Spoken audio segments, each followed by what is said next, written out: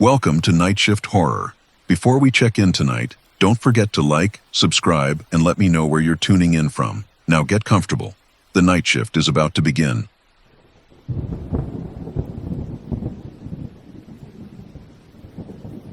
Story 1. The intake tag that wouldn't stay attached. I found the toe tag on the floor at 6:17 in the morning, lying perfectly flat beneath the drawer. The wire completely unthreaded, as if someone had taken the time to unwind it with surgical precision. I picked it up, read the information. White male, approximate age 47, admitted October 9th, and reattached it to the body's left great toe, making certain the wire looped twice and twisted tight the way I'd done for 11 years. Without a single failure. My name is Robert Tennyson, and I worked intake at the county morgue from 2009 until I stopped keeping track of dates. The position required no medical degree, only attention to protocol and a tolerance for working nights when most bodies arrived. I preferred the solitude.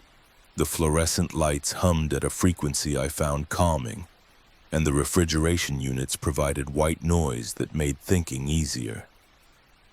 My supervisor, Dennis Halloway, had trained me personally, walking me through the chain of custody procedures that formed the foundation of forensic integrity.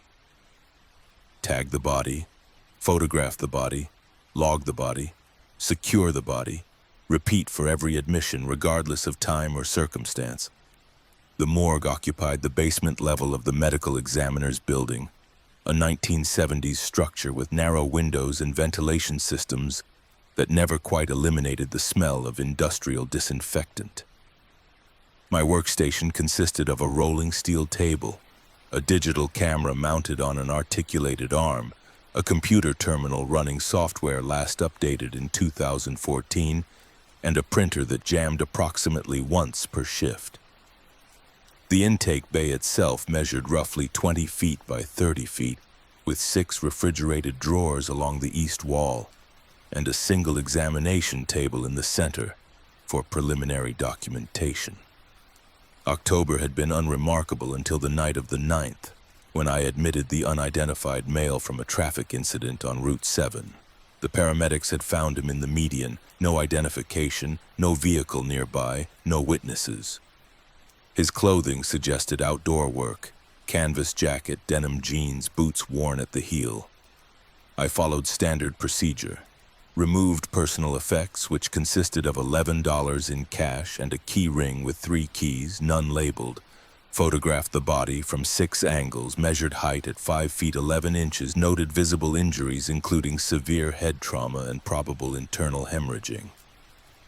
Printed an intake tag from the template, filled in case number, admission date and time, attending officer and preliminary observations. Attached the tag to the left great toe using 18-gauge stainless steel wire. Secured the body in drawer 4. The entire process took 43 minutes. I completed my shift at 7 in the morning, submitted my log to Dennis via the shared drive, and went home to my apartment on Lansing Avenue, where I slept without interruption until 2:30 in the afternoon. When I returned that night at 11, Drawer 4 remained sealed. The log showed no access, and the toe tag lay on the floor in the same position I would find it the following morning. I assumed I had failed to secure the wire properly despite my certainty otherwise. Fatigue caused errors. I reattached the tag, this time checking the attachment 3 times, pulling gently to confirm resistance. The wire held. I made a note in my personal log, not the official record, because reporting a loose toe tag seemed like admitting incompetence. The next morning, October 11th, I found the tag on the floor again. Same position, same drawer, wire completely unthreaded with no sign of breakage or fraying. I examined the body's toe for abrasions or swelling that might cause the wire to slip. Nothing. I examined the tag itself for defects in the grommet. Nothing. I reviewed the security footage from the intake bay. which showed the drawer remaining closed and no one entering the room between 7:04 when I left and 11:09 when I returned. I reattached the tag using a different wire and a double loop method Dennis had shown me for particularly difficult cases.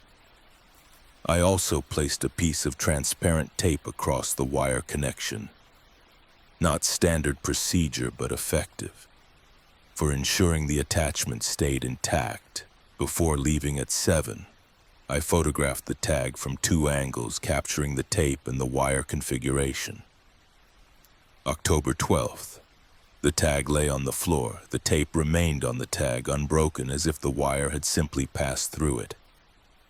I checked the photograph from the previous morning and confirmed the tape had been positioned correctly. I checked the drawer. The body remained undisturbed, positioned exactly as I had left it, arms at sides, sheet folded at chest level. I sat at my workstation for 16 minutes considering possibilities. Someone was tampering with the intake, though the security footage showed no entry. The wire was defective, though I had used 3 different spools. The grommet was defective, though the tag came from a batch I had used successfully for dozens of other cases. The body's toe had some property that prevented secure attachment, though this defied physics and common sense. I printed a new tag from the system, filling in the same information, and noticed something I had not observed before. The admission time on the original tag read 23:41, which matched my log, but the tag on the floor read 23:47, 6 minutes later than the time I had entered. I checked the photograph from October 10th. The time read 23:41. I checked the tag in my hand, 23:47. I opened the digital file for case number 19-273 and confirmed the admission time, 23:41. I looked at the tag on the floor, 23:47. I attached the new tag to the body, logged the discrepancy in my personal notes, and considered reporting it to Dennis. But reporting what? That a printed tag displayed a different time than the file, suggesting either a printer error or my own misreading. That a toe tag had fallen off 3 consecutive nights despite my increasing paranoia about securing it. I decided to wait. October 13th. The tag lay on the floor, positioned with the printed side facing upward, perfectly aligned with the drawer's lower edge. I picked it up and read the information, which now included details I had not entered. Estimated weight, 172 pounds, hair color brown, graying at temples. Distinguishing marks include scar on left forearm approximately 4 inches in length. I had not weighed the body during intake.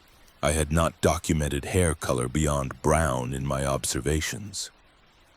I had not noted the scar, though I confirmed its presence by opening the drawer and examining the left forearm. The scar measured 4 inches. Someone had accessed the file and updated the tag. I checked the system log. No access after my initial entry. I checked the security footage. No entry to the intake bay. I examined the printer's memory. No print jobs between my original tag on October 9th and the tag I had printed the previous morning. I printed another tag, compared it to the one from the floor, and confirmed they were identical except for the additional information on the floor tag. I placed both tags on my workstation and returned to the drawer. The body appeared unchanged. I took photographs from the same 6 angles I had used during initial intake. Comparing them on my computer to the originals, the positions matched exactly. I reattached the tag from the floor, the one with the additional information, and left my workstation at 7:09 in the morning, stopping at the security desk to ask Martin Kessler, the morning guard, whether anyone had entered the basement level during the night. He checked his log and confirmed no entry except my own. I asked whether the cameras ever malfunctioned. He said they had been replaced in 2016 and had shown no issues since. That afternoon, I did not sleep well. I kept thinking about the scar measurement, wondering whether I had simply failed to document it during intake and the information had come from another staff member's examination. But the log showed no examination. The body remained in drawer 4, awaiting identification and next of kin notification, pending release to the medical examiner for autopsy. October 14th, the tag lay on the floor. I picked it up, expecting further updates, and found them. Approximate time of death, 22:15. Location of incident, Route 7 median near mile marker 43. Personal effects logged and secured in evidence room bin 7-A. The time of death had been estimated by the responding officer as between 2200 and midnight based on body temperature and ambient conditions. I had not included this in the intake tag because preliminary observations did not require that level of detail. The location was accurate. The evidence bin was correct, but I had not entered any of this into the tag template. I checked the system. The case file contained all this information, entered by me during intake, but the tag template pulled only basic identification data. There was no mechanism for the printer to add supplementary details unless someone manually edited the template. I opened the template file. Last modified October 9th at 23:56 by user R. Tennyson, me, 15 minutes after I had printed the original tag. I had not modified the template. I checked my computer's activity log.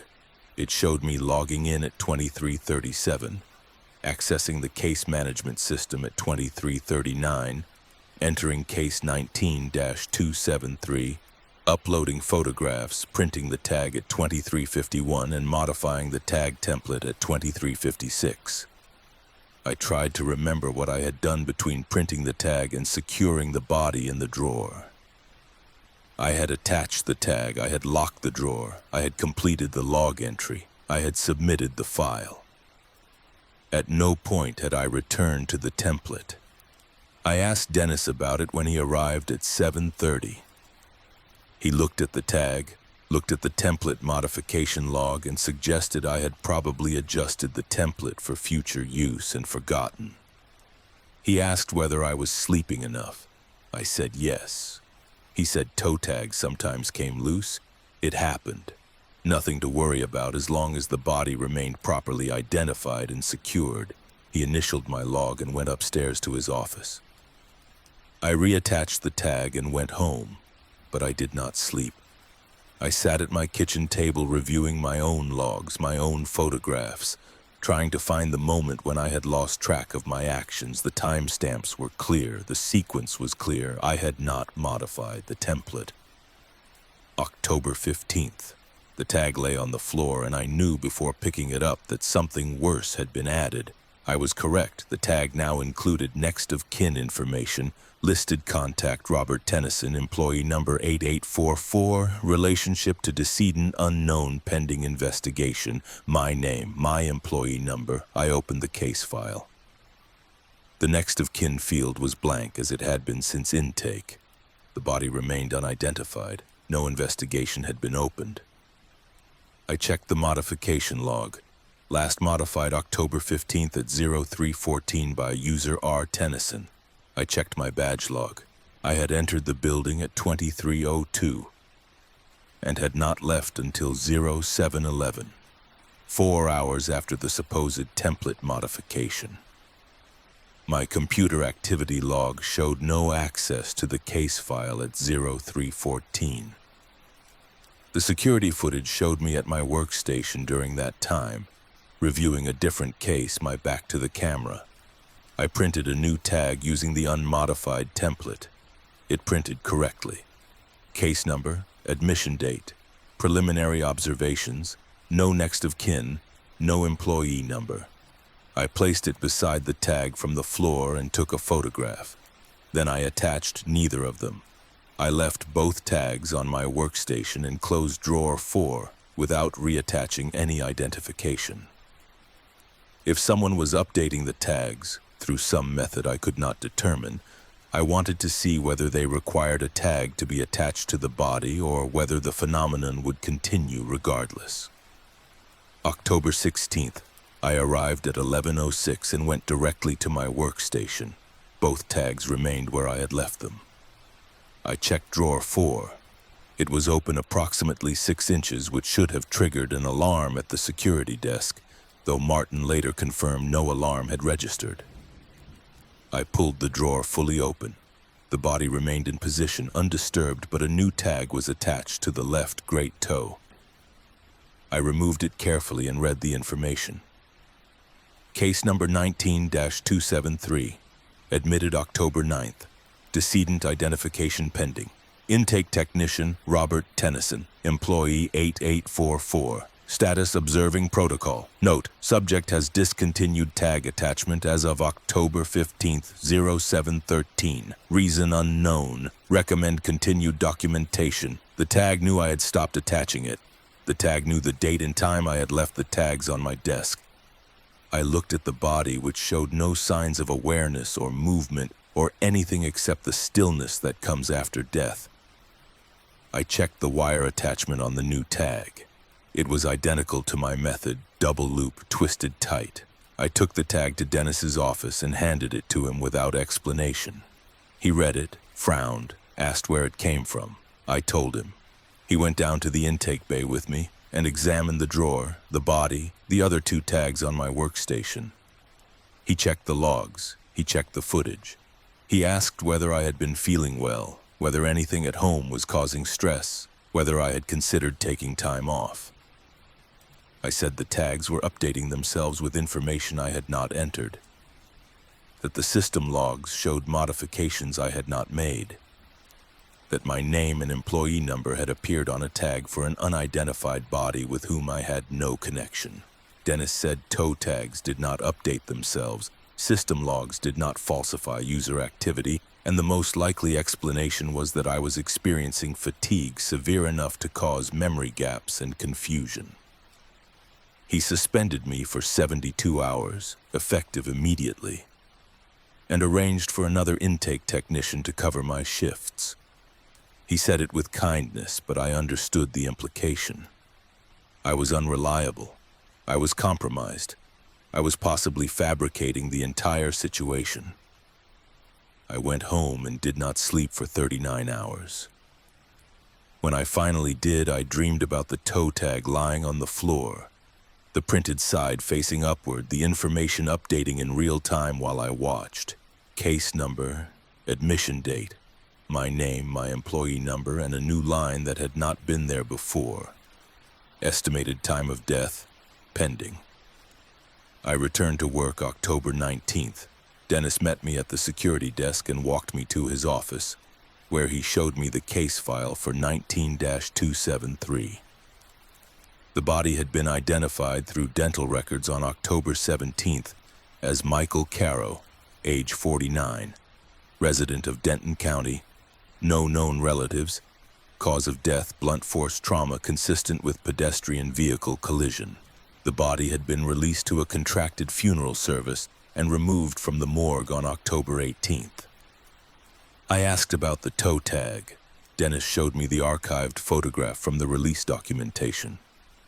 The tag displayed standard information: name, case number, admission date, releasing authority.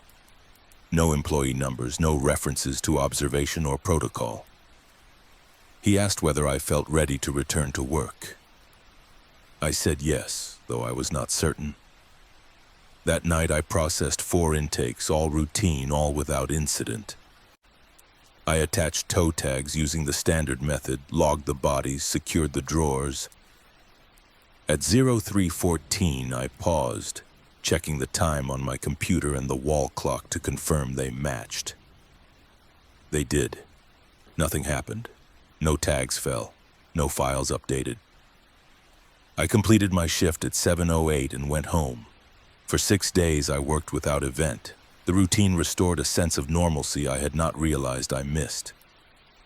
Dennis stopped checking on me during shifts. Martin stopped asking whether everything was all right when I passed the security desk. I began to believe I had experienced some brief period of stress-induced confusion, a temporary break that had resolved itself. October 26th. I arrived at 11 and found a sealed envelope on my workstation with my name printed on the front. Inside was a toe tag. No wire, just the tag itself printed on the standard cardstock we used for all intake documentation. The information was complete and precise, case number 20-319. Admitted October 26th, decedent Robert Tennyson, employee 8844. Age 41. Estimated time of death 0314, cause of death pending investigation. Location basement intake bay, drawer 4. Status, identification complete, awaiting final log entry. I checked the case management system. No case number 20-319 existed. I checked the drawer assignment log. Drawer 4 was empty, documented as sanitized and sealed following the release of Michael Caro on October 18th. I opened drawer 4. It was empty as the log indicated. I returned to my workstation and examined the tag more carefully. The print quality matched our printer exactly. The cardstock was identical to our standard supply. The formatting followed the template I had used for 11 years. But the case number did not exist. The admission had not occurred, and the decedent was me. I considered showing the tag to Dennis, but understood how the conversation would proceed. He would ask where I had gotten it. I would say it was on my desk. He would suggest I had printed it myself, perhaps as some kind of anxious manifestation of the previous week's stress. I would deny it. He would recommend extended leave, possibly professional counseling. The tag would be filed as evidence of my deteriorating reliability. Instead, I placed the tag in my jacket pocket and went about my work. I processed 2 intakes, both straightforward, both properly documented. At 0314, I stopped and checked the time, confirming it matched the tag's estimated time of death. I waited. Nothing happened. I continued working. At 0715, I prepared to leave, logging out of the system and shutting down my workstation. I checked drawer 4 once more, confirming it remained empty. I walked to the elevator, pressed the button for ground level, and waited. The elevator arrived. I stepped inside. The toe tag was lying on the elevator floor, wire attached. The loop twisted in the double loop method I had used for 11 years. I picked it up. The information was unchanged except for one additional line at the bottom. Final log entry submitted 0713, user R. Tennyson. Case closed. I looked at my watch. 0715.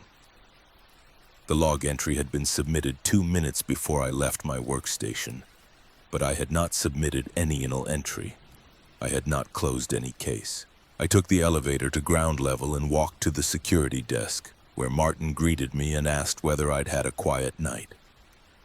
I asked him to check the entry log for the basement level.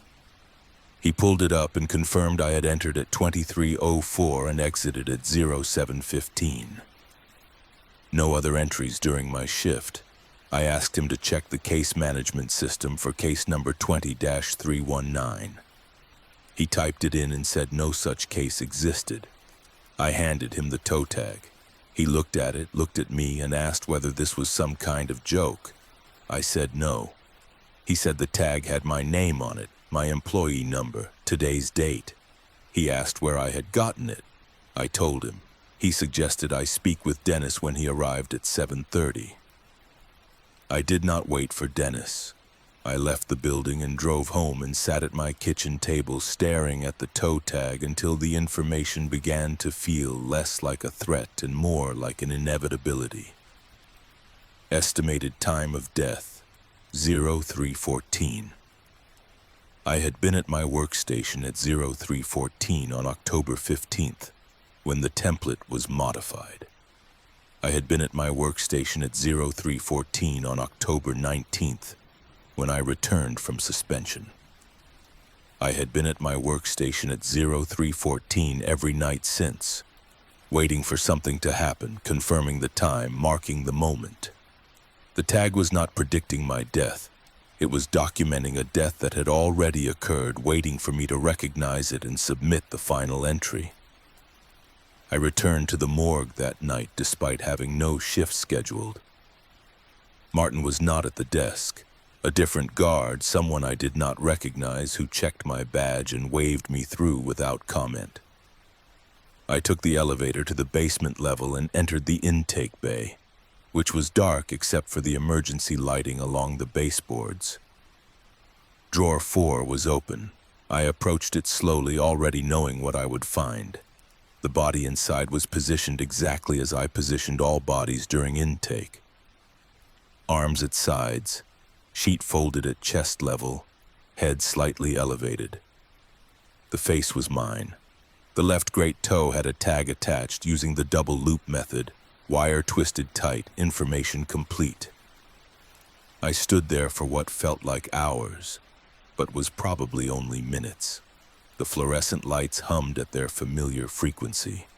The refrigeration units provided their familiar white noise. Everything was exactly as it had been for 11 years. Except now I was on both sides of the procedure. I did not touch the body. I did not check the tag. I returned to my workstation and logged into the system, where case number 20-319 was now active and awaiting final documentation. I opened the file. All information was complete. Photographs, measurements, preliminary observations, chain of custody. The only missing field was the final log entry. I typed, "Case closed, decedent identified and secured, no next of kin, release pending standard protocol." I submitted the entry at 0713 and watched the timestamp populate the file. The case status changed from active to closed. The file archived itself automatically, disappearing from my active queue. I logged out. I shut down my workstation. I walked to the elevator and took it to ground level, where the unfamiliar guard nodded at me as I passed the security desk. I left the building and drove home and went to sleep for the first time in days. When I woke, I returned to work because I did not know what else to do. Martin was back at the desk. Dennis was in his office. The intake bay looked exactly as it always had. Drawer 4 was closed and sealed, documented as empty in the log.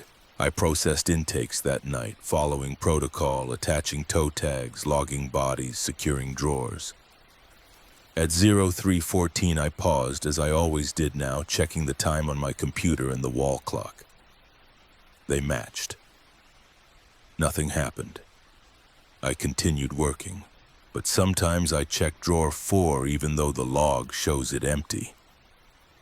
And sometimes I find the tag lying on the floor, printed side facing upward, wire completely unthreaded. I pick it up and read the information, which never changes. My name, my employee number, estimated time of death 0314, cause of death pending investigation. I reattach it carefully using the double loop method, making certain the wire holds, knowing it will be on the floor again tomorrow. Some identifications never finalize, even after the body is logged and the case is closed. The protocol continues. The documentation continues. And I continue showing up for shifts, processing intakes, maintaining the chain of custody for bodies that arrive and bodies that remain, including the one that shares my name and will not allow itself to be forgotten. The tag always finds its way back to the floor, and I always pick it up, reading it again, confirming the details, wondering when the pending investigation will conclude and what the final entry will say when someone else submits it.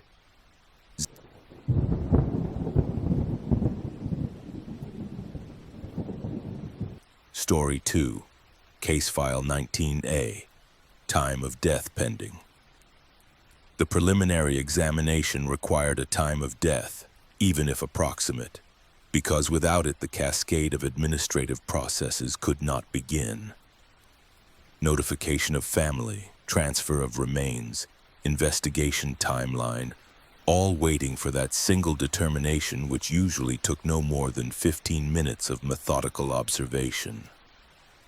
I had been providing those determinations for 17 years, with what I considered reasonable accuracy, but case file 19-A refused to offer me anything except contradictions. I am Dr. Evelyn Cross, medical examiner for Larimer County, and I arrived at my position after completing residency at Baylor College of Medicine and fellowship training in forensic pathology at the Harris County Institute. My work involved examining bodies brought to the county morgue, determining cause and manner of death, preparing reports for law enforcement and legal proceedings, and occasionally testifying in court when my findings became relevant to prosecution or defense. The work required precision, detachment, and an understanding that every body told a story if you knew what questions to ask. The county facility was smaller than those I had trained in. 3 examination suites, a single X-ray room, an administrative floor with offices and a conference room for consultations.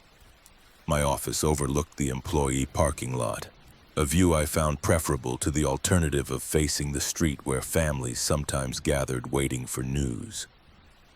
I shared the building with 2 other examiners, a toxicology lab run by a contracted service, and a staff of technicians who prepared bodies, cleaned suites, managed inventory, and maintained the equipment that made our work possible.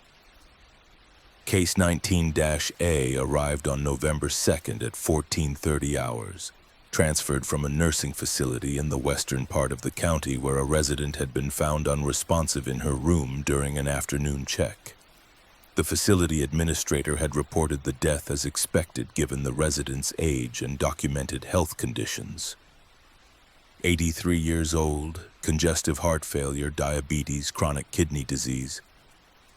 But the absence of a do not resuscitate order and the fact that the resident had been seen walking in the hall less than an hour before her death triggered an automatic referral to our office. I began the external examination at 1600 hours. The decedent was a white female, thin with well-maintained hair and nails suggesting recent care. No signs of trauma, no unusual lividity, no petechiae or other indicators of asphyxiation. Body temperature was 91.4 degrees Fahrenheit, measured rectally at 1611 hours. Ambient temperature in the examination suite was 68 degrees. I noted these values in my preliminary worksheet and began the calculation that would give me an estimated time of death. The standard formula accounted for the rate of body cooling after death, approximately 1.5 degrees Fahrenheit per hour in controlled conditions, with adjustments for environmental factors and body mass. Using the decedent's temperature and the reported ambient temperature at the nursing facility, the calculation suggested death had occurred between 12:30 and 13:30, which aligned with the facility's timeline. The resident had been seen at 12:50. Staff had found her unresponsive at 13:45. I moved to rigor mortis assessment. The jaw was rigid. The neck showed moderate stiffness. The shoulders and elbows demonstrated significant resistance to manipulation. The fingers were locked in slight flexion. These findings suggested rigor had been developing for approximately 4 to 6 hours, placing time of death between 1000 and 1200 hours, 2 to 3 hours earlier than the temperature calculation indicated. I rechecked my measurements. Body temperature 91.4. Ambient temperature at the facility had been documented by responding officers as 71 degrees. I recalculated using the more accurate ambient figure. The result placed death between 1300 and 1400 hours, which contradicted the rigor development but matched the reported timeline more closely. I proceeded to livor mortis examination. The settling of blood after death produced predictable patterns based on position and gravity. The decedent showed fixed lividity on the posterior surfaces, back, buttocks, posterior thighs, consistent with having been supine for several hours. But the color was unusually bright, almost pink, suggesting either carbon monoxide exposure or cold environment preservation, neither of which applied according to the facility report. I pressed on the lividity. It did not blanch, confirming fixation, which typically occurred 8 to 12 hours post-mortem. 8 to 12 hours would place death between 0400 and 0800 overnight while the resident was presumably asleep. Yet she had been documented as present in the common area for breakfast at 0730 and seen walking in the hall at 1250. I stepped back from the table and reviewed my notes. Temperature suggested early afternoon. Rigor suggested late morning. Livor suggested early morning. None of these aligned with each other or with the documented timeline. I considered the possibility of calculation error and repeated each assessment. The results remained contradictory. At 1720, I called Martin Archer, the facility administrator, and asked him to confirm the timeline. He repeated what had been reported. The decedent had attended breakfast at 0730, returned to her room at 0800, been seen in the hallway at 1250 speaking with another resident, and been found unresponsive at 1345 when staff entered her room for afternoon medication distribution. I asked whether the room had any environmental anomalies. Heating malfunction, cooling system failure, anything that might affect body temperature. He said no. The room temperature had been measured at 71 degrees when staff found the body and had remained stable according to the facility's automated monitoring system. I asked whether anyone had moved the body before our team arrived. He said no. The staff had been trained not to disturb potential death scenes pending medical examiner clearance. I thanked him and ended the call. I returned to the examination suite and looked at the body, which remained exactly as I had positioned it after the external exam. Supine, arms at sides, sheet at mid-chest. I checked the clock on the wall, 1734. I checked my watch, 1734. I noted the time in my worksheet and decided to proceed with internal examination despite the unresolved timeline, thinking perhaps the organ condition would clarify what the external signs had obscured. I made the Y incision at 1741 and began the standard procedure of removing and examining thoracic organs. The lungs showed moderate emphysema and congestion consistent with chronic heart failure. The heart was enlarged, the muscle tissue pale and fibrotic. The liver was cirrhotic, probably related to long-term diabetes management. The kidneys were small and scarred, end-stage renal disease evident even without microscopic analysis. Nothing unusual, nothing inconsistent with the documented medical history.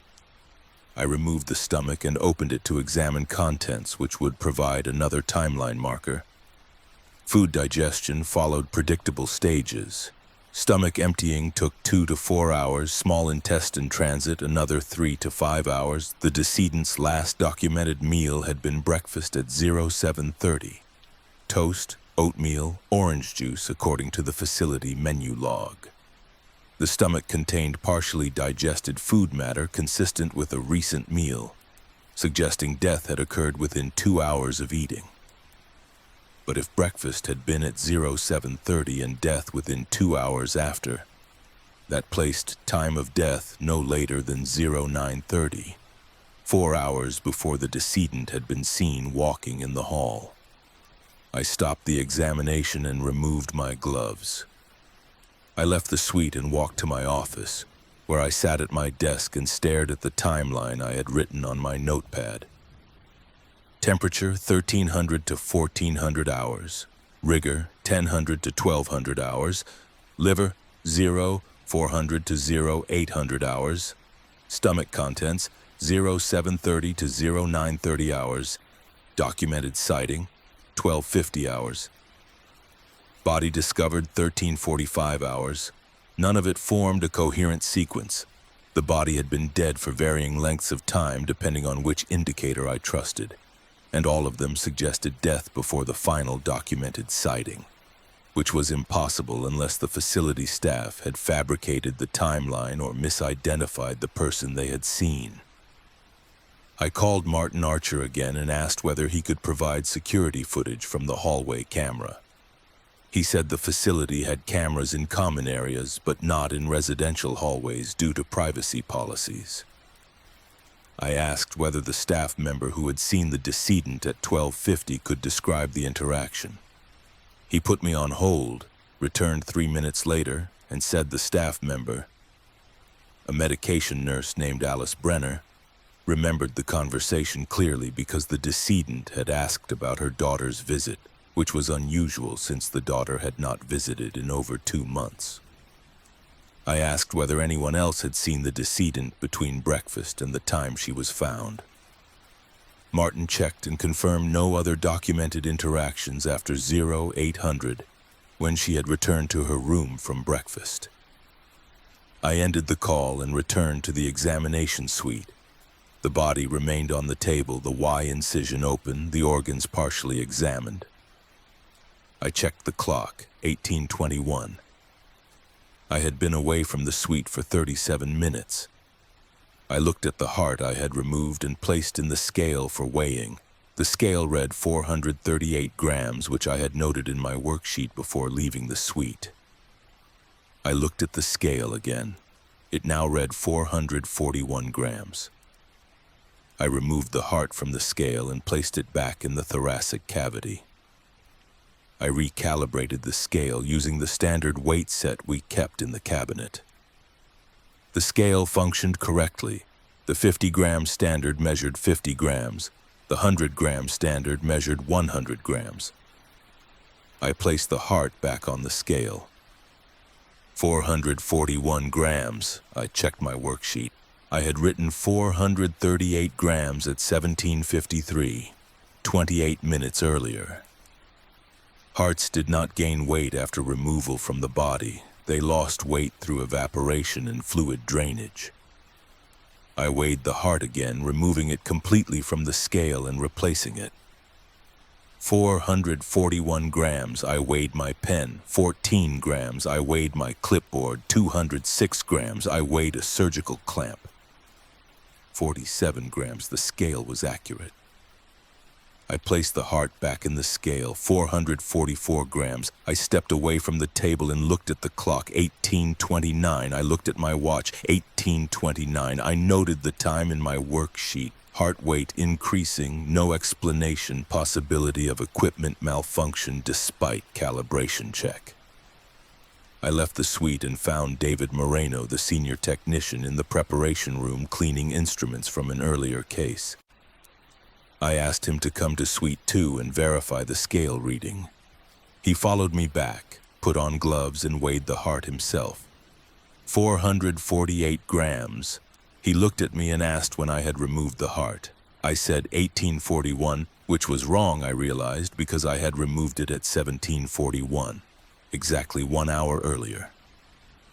I corrected myself. He nodded and said hearts sometimes reabsorbed fluids from surrounding tissue if left exposed, though he had never seen an increase of 10 grams in such a short period. He suggested switching to the backup scale. We moved the heart to the backup scale, which we kept on a separate cart for redundancy.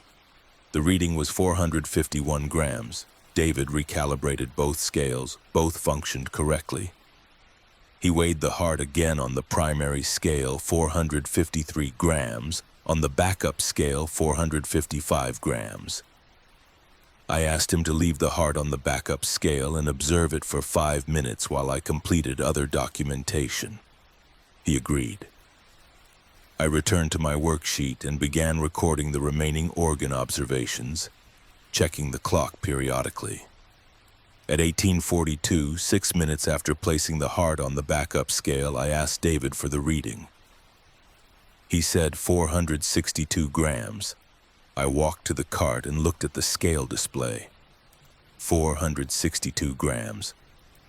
The heart sat in the scale pan, glistening under the examination lights, visibly unchanged in size or condition. I touched it with a gloved finger. The tissue was cool, firm, consistent with post-mortem refrigeration. I lifted it from the scale. It felt no heavier than when I had first removed it. I placed it back on the scale. 465 grams. David suggested we document the anomaly and continue the examination, attributing the scale behavior to some kind of electronic drift we could troubleshoot later. I agreed because I could not think of an alternative explanation that did not involve questioning either the equipment or my own competence. I returned the heart to the thoracic cavity and continued the examination, removing the abdominal organs, inspecting the peritoneal cavity, collecting tissue samples for histology. At 1914, I completed the internal examination and began the process of closing the incision. David assisted, and we worked in silence until the final suture was placed at 1938. I removed my gloves, disposed of the instruments according to protocol, and returned to my office to begin the preliminary report. The form required cause of death and estimated time of death. I had neither. I typed, cause of death pending toxicology and histology, estimated time of death pending further investigation. I submitted the form to the county database, which generated an automatic case number and placed the file in pending status. The system sent notifications to the referring agency, in this case the county sheriff's office, and to the facility administrator, informing them that preliminary findings were inconclusive and that additional analysis was required before a final determination could be made. I should have felt satisfied with this approach. Pending status was not unusual. Complex cases often required additional testing, consultation, or evidence review, but I did not feel satisfied. I felt as though I had failed to answer a simple question, because the body had refused to comply with the rules I had spent 17 years learning to apply. I left the office at 20:03 and drove home to my apartment on Riverside Drive, where I attempted to sleep and could not. I kept thinking about the timeline, the contradictory indicators, the heart that gained weight on two separate calibrated scales. At 0200, I gave up on sleep and returned to the office, where I accessed the case file and reviewed my notes again, looking for calculation errors or missed observations. I found none. The numbers were correct. The assessments were standard. The only explanation was that the body had been in multiple stages of decomposition simultaneously, which defied biological logic. At 0314, the database system logged an automatic update to case file 19-A.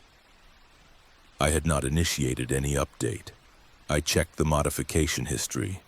The system showed a change to the estimated time of death field entered by user ecross.me at 0314. I looked at the field. It now read pending confirmation from subject. I had not entered this phrase. I opened the case modification log to identify who had accessed the file. Only my login showed activity, most recently at 0208, when I had accessed the file for review, and then at 0314 when the time of death field had been updated. I checked my keyboard and mouse for accidental input. Nothing. I checked my recent commands. Nothing that would explain the update. I logged out of the system and logged back in. The phrase remained, pending confirmation from subject. I deleted it and typed pending toxicology and histology. I saved the file. The system accepted the change and updated the timestamp. I checked the field again. It read, pending confirmation from subject. I sat at my desk for 11 minutes watching the screen, waiting for the phrase to change or for some other indication that the system was malfunctioning. Nothing changed. The phrase remained. At 0331, I walked to examination suite 2, where case 19-A remained in refrigerated storage pending transport to the funeral home once the family made arrangements. I opened the storage unit and pulled the drawer. The body lay in the same position I had left it after closing the incision. Supine, arms at sides, sheet folded at chest level. I checked the identification tag, correct name, correct case number, correct admission date. I looked at the body's face, half expecting some sign of awareness or alteration. The features were unchanged, eyes closed, mouth slightly open, skin pale and waxy under the fluorescent light. I closed the drawer and returned to my office, where the case file still displayed the phrase I had not entered. I decided to leave it. If the system wanted to document the case as pending confirmation from subject, I would address it in the morning when I could consult with IT support and determine whether we had a database corruption issue. I went home at 0412 and slept until 0800, woke, returned to the office at 0930, and found an email from Martin Archer asking when the preliminary report would be available. I replied that toxicology results typically required 7 to 10 business days, and that I would update him as soon as the analysis was complete. At 10:15, I received a call from the toxicology lab informing me that preliminary screening for case 19-A had come back negative for common poisons, drugs, and alcohol. I thanked them and updated the case file accordingly, noting that tox results did not explain the timeline contradictions. I opened the estimated time of death field to enter a new note. The phrase pending confirmation from subject had been replaced with subject remains under observation. Time of death to be determined upon cessation of vital indicators. I called IT support. A technician named Peter Coleman answered and listened while I explained the issue. Unauthorized modifications to a case file, phrases appearing in fields I had not edited, timestamps showing my user ID despite my not having entered the data. He remote accessed my computer, checked the logs, reviewed the database activity, and confirmed that no external access had occurred and that all modifications traced back to my login credentials. He suggested I might have entered the phrases without recalling doing so, possibly during a moment of fatigue or distraction. He noted that the phrases were unusual but not impossible. Some examiners used placeholder text while formulating their findings. I told him I had not entered the phrases and would not have used that particular language even as a placeholder. He said the system showed no evidence of compromise or malfunction, and that if I believed my account had been accessed without authorization, I should change my password and file a security incident report. I thanked him and ended the call. I changed my password, I filed the report, I returned to the case file and deleted the phrase in the time of death field, replacing it with pending final review. The next morning the phrase had returned, subject remains under observation. I stopped trying to correct it. I completed the final autopsy report listing cause of death as acute cardiac failure secondary to chronic heart disease, manner of death as natural, and estimated time of death as pending final determination based on investigative findings. The case closed officially on November 9th, when the family made arrangements and the body was released. The timeline contradictions remained unresolved in my notes, filed as an administrative curiosity that I would occasionally revisit when training new technicians on the importance of methodical documentation. But sometimes late at night when I am alone in the office reviewing case files, I check 19-A and find the time of death field has updated itself again, always showing the same phrase, pending confirmation from subject. And I think about the heart that gained weight on 2 calibrated scales, the body that exhibited multiple stages of death simultaneously, and the system that insisted on language I did not write, but that somehow felt more accurate than anything I could have determined myself. The clocks in the examination suite sometimes drift when I work late, falling behind by minutes I cannot account for, and I find myself checking them compulsively at 0314, the time the first unauthorized update appeared, wondering whether the system is documenting something I have not yet learned to measure. Some determinations wait for indicators we are not trained to recognize, and some bodies refuse to confirm their departure until the observation is complete.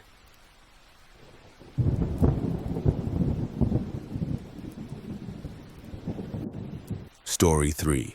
The second set of fingerprints. The database match came back at 14:37 on December 4th, and I stared at the screen for a full 3 minutes trying to understand why a set of latent prints lifted from a decedent's right hand had returned a positive identification for someone who should not exist in any official record, because the name attached to the file was mine and the date of entry was 7 years in the future.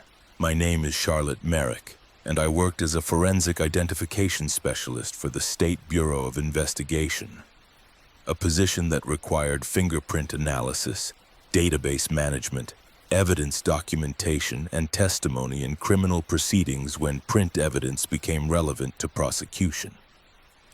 I had been in the field for 13 years, trained initially through a federal certification program and subsequently through ongoing professional development courses that kept my skills current with evolving technologies and methodologies. My work involved comparing prints lifted from crime scenes to known exemplars in state and national databases, identifying individuals through pattern analysis, and maintaining the integrity of biometric records used across multiple law enforcement agencies. The Bureau occupied a 3-story building in the state capitol, with forensic labs on the 2nd floor and administrative offices on the 3rd.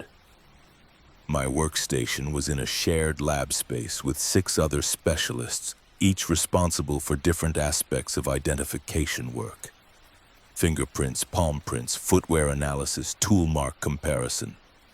The environment was quiet, methodical, and predictable, which suited both my personality and the precision required for pattern analysis.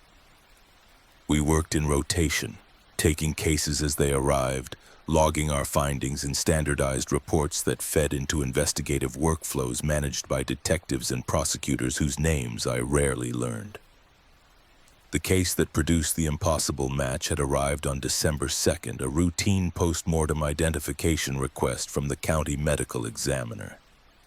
The decedent was a white male, approximate age 60, found in a wooded area near the state park with no identification, no wallet, no personal effects beyond clothing that had been exposed to weather for an estimated 2 weeks. Cause of death was pending autopsy, but the investigating officer suspected exposure combined with possible underlying medical conditions. The body's condition had deteriorated enough that visual identification was unreliable, and no missing persons reports matched the general description. Standard procedure required collecting fingerprints from the decedent for comparison against state and federal databases. If the individual had ever been arrested, applied for certain professional licenses, or served in the military, his prints would be on file and identification would be straightforward. The medical examiner's office had sent the body to us on December 2nd, and I had been assigned to process the prints on December 3rd. Post-mortem printing was more challenging than standard 10-print collection. Rigor mortis, tissue decomposition, and skin slippage complicated the process, often requiring specialized techniques to obtain usable impressions. I had worked with the body for approximately 90 minutes, using a combination of manual manipulation and chemical treatments to flatten the fingers enough for the scanner to capture clear ridge detail. The right hand had been particularly difficult. The tissue was fragile, the ridges partially degraded, but I had managed to obtain what I considered adequate images of all 5 digits.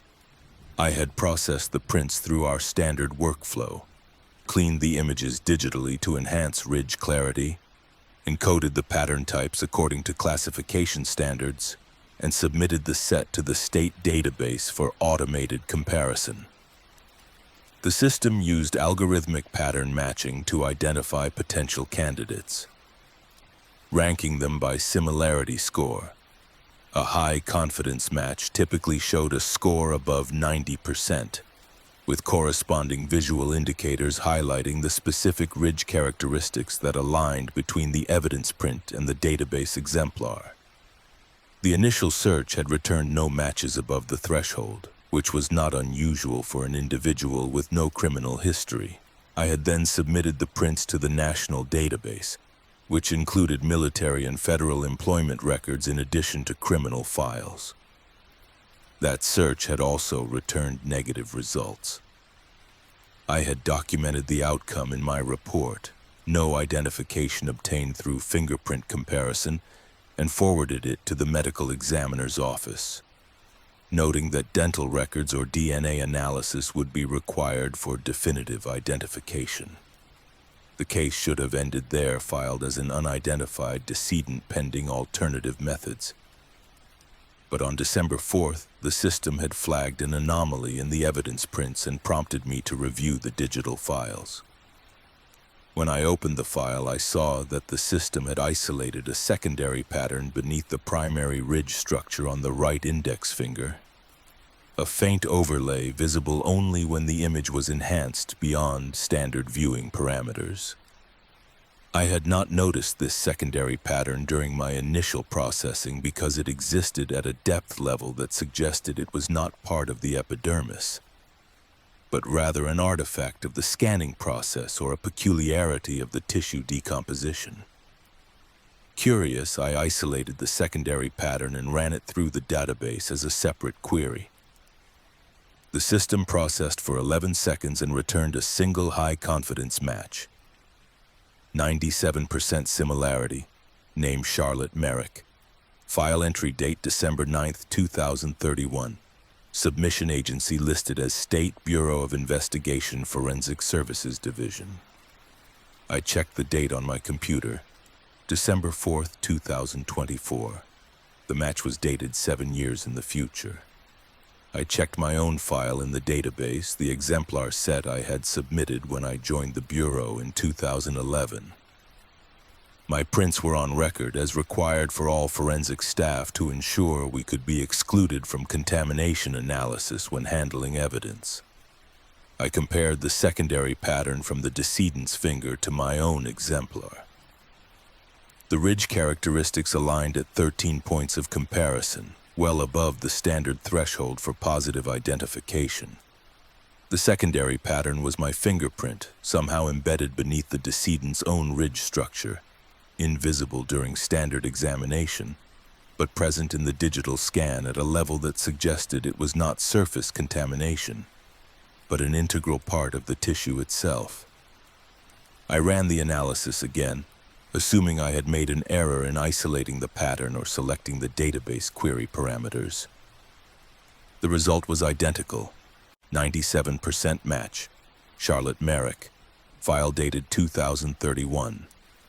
I looked at the decedent's file photograph, the image taken during intake showing a man I did not recognize, features weathered and gaunt. No resemblance to anyone I knew or had worked with. I checked the evidence log to confirm I had been the only person to handle the prints during processing. Confirmed. I checked the chain of custody documentation. No irregularities. I saved the analysis and walked to the workstation of Paul Hendricks, the senior specialist who supervised our unit. I showed him the screen without explanation and waited while he reviewed the findings. He frowned, checked the image enhancement settings, ran the secondary pattern through the database himself, and received the same result. He asked whether I had touched the decedent's hand without gloves. I said no, I had followed standard contamination protocols throughout the processing. He asked whether anyone else had handled the body before it arrived at our facility. I said not according to the chain of custody log, which showed direct transfer from the medical examiner's office. He suggested the secondary pattern might be a scanning artifact, a digital overlay created by compression algorithms or file corruption. I pointed out that the pattern had returned a database match with specific identifying information, which would not occur if it were simply a random artifact. He asked to see my exemplar file. I pulled it up on the adjacent terminal.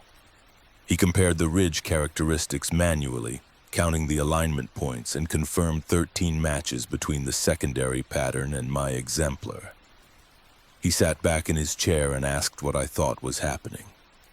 I said I did not know, but that the only explanations I could imagine involved either deliberate tampering with the evidence, someone embedding my print into the decedent's tissue through a method I could not conceive, or some kind of database corruption that had inserted my information into a future dated file that should not exist. He said both explanations seemed unlikely given the security protocols governing evidence handling and database access.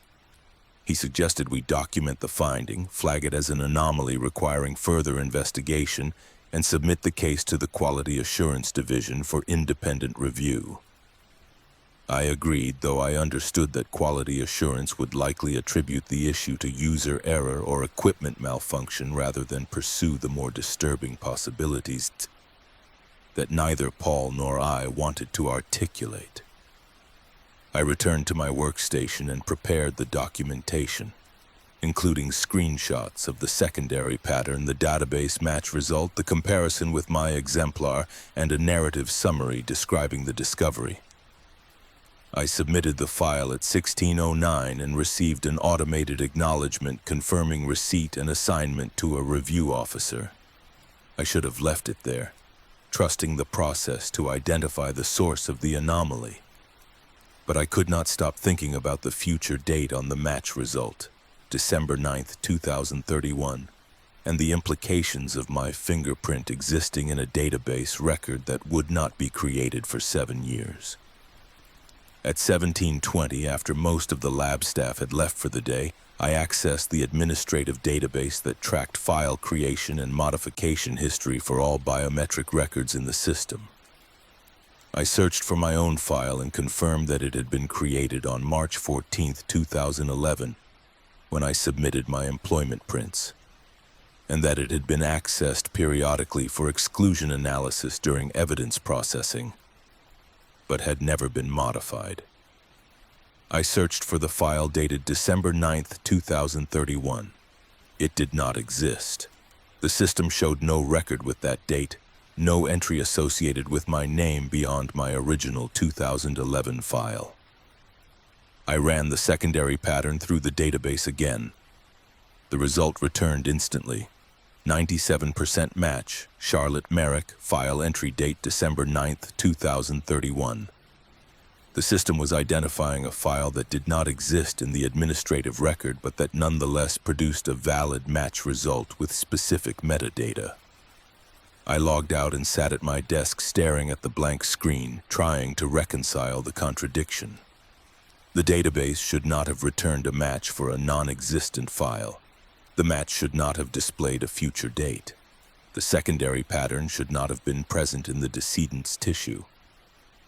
At 18:40, I left the building and drove home, where I spent the evening searching online for documented cases of overlapping fingerprint patterns or database anomalies involving future dated records.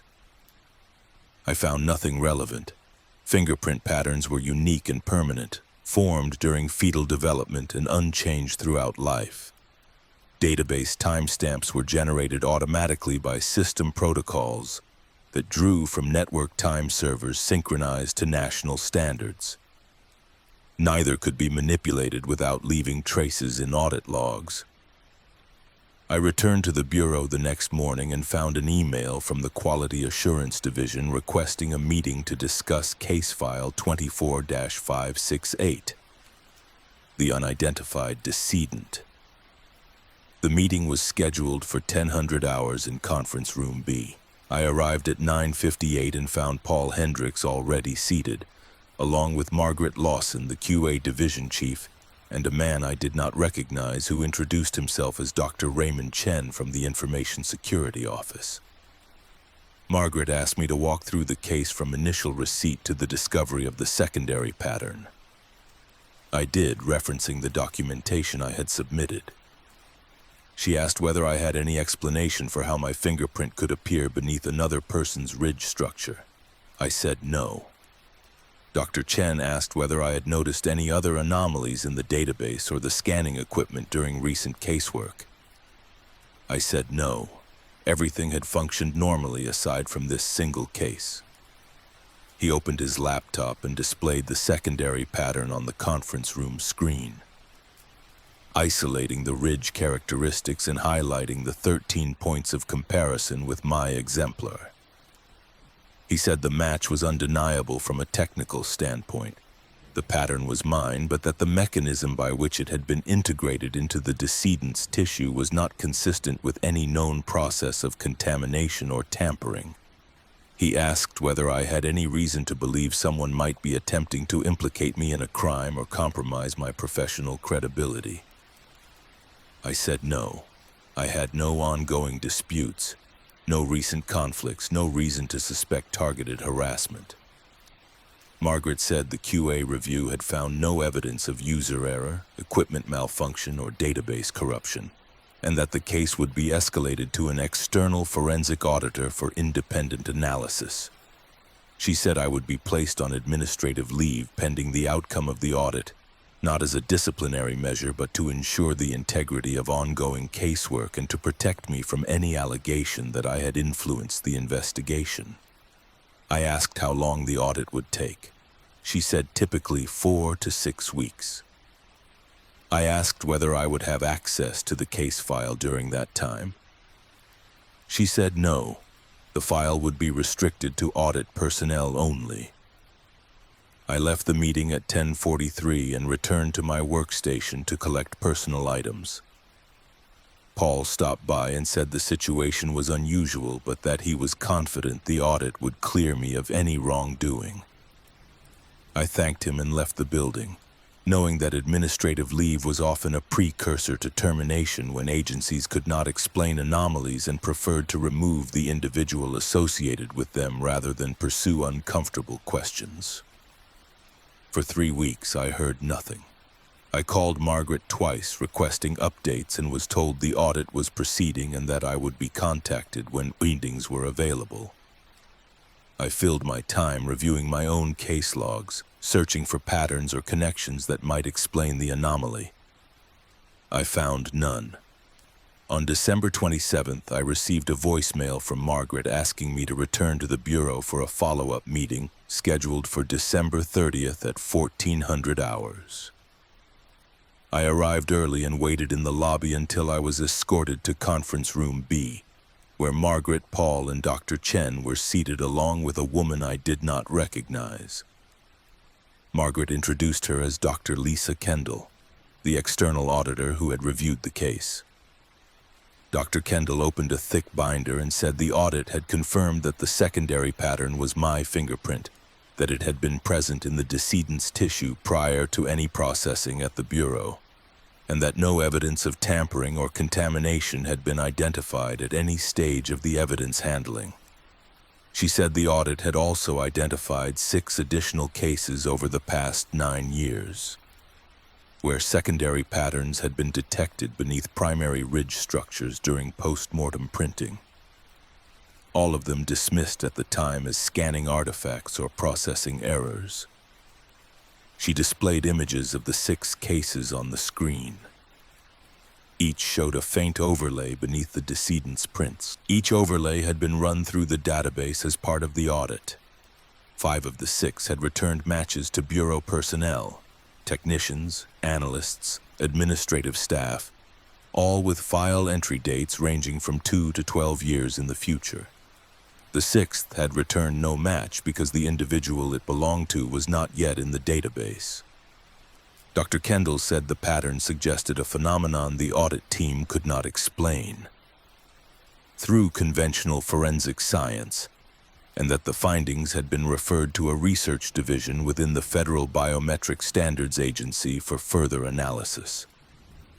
She said the Bureau had decided to reinstate me effective immediately, as there was no evidence of misconduct or incompetence on my part, but that I would be reassigned to a different unit pending resolution of the ongoing investigation. I asked what research division was investigating. She said she was not authorized to disclose specifics. only that the phenomenon appeared to be related to temporal anomalies in biometric data collection, which was outside the expertise of the audit team. I asked what temporal anomalies meant. She said the agency was exploring the possibility that certain individuals left biometric signatures in forensic evidence before the signatures were officially recorded in the database, suggesting a non-linear relationship between identity and documentation. I asked whether she was saying my fingerprint had appeared in the decedent's tissue before I had created the database record that would not exist until 2031. She said that was one interpretation the agency was considering. The meeting ended at 15:22.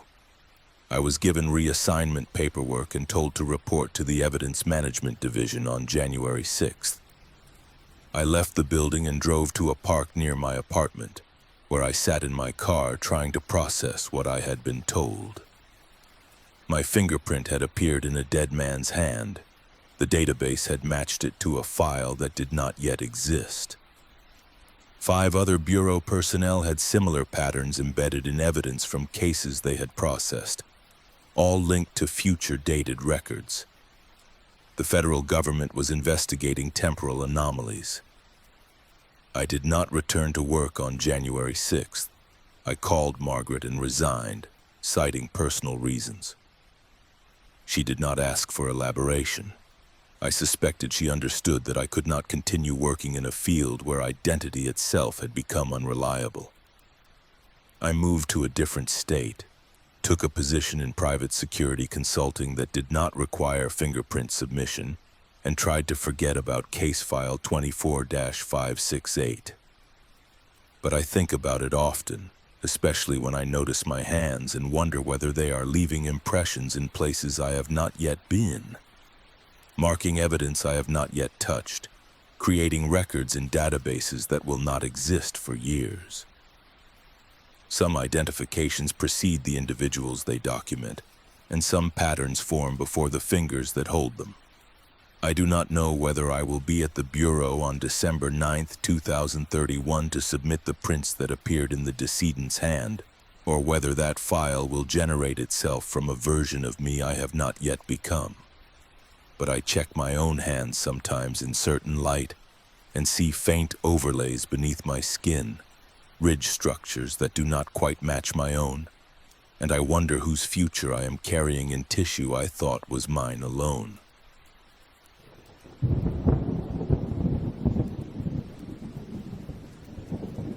Story 4. Autopsy Bay 3 was cleaned twice. The cleaning checklist updated itself every night at 0200 hours with a timestamp and a digital signature that looked like my handwriting rendered through text recognition software. Except that I was never in the facility at 0200 hours, because my shift ended at 2200 and the building locked down 30 minutes later with alarm. Protocols that logged every entry and exit through the security system. I am Michael Garrett, and I worked as an autopsy assistant at the Regional Forensic Pathology Center for 9 years, a position that required preparing examination suites for procedures, assisting medical examiners during autopsies, cleaning and sanitizing equipment and workspaces, maintaining inventory of supplies, and ensuring that all protocols met state health and safety standards. The work was methodical and often repetitive, but I found satisfaction in the precision it demanded, and the knowledge that my role contributed to the integrity of forensic investigations, even though I rarely interacted with the cases beyond their physical processing.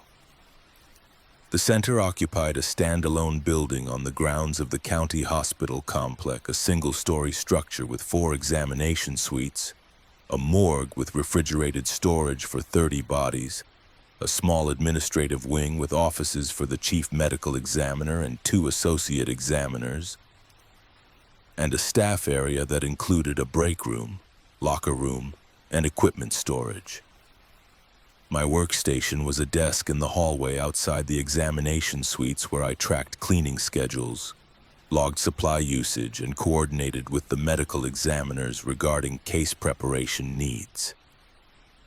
Each examination suite required cleaning after every autopsy, a process that involved removing biological waste, sanitizing all surfaces with hospital-grade disinfectant, sterilizing instruments, and documenting the completion of each step in a digital checklist accessed through the facility's management system.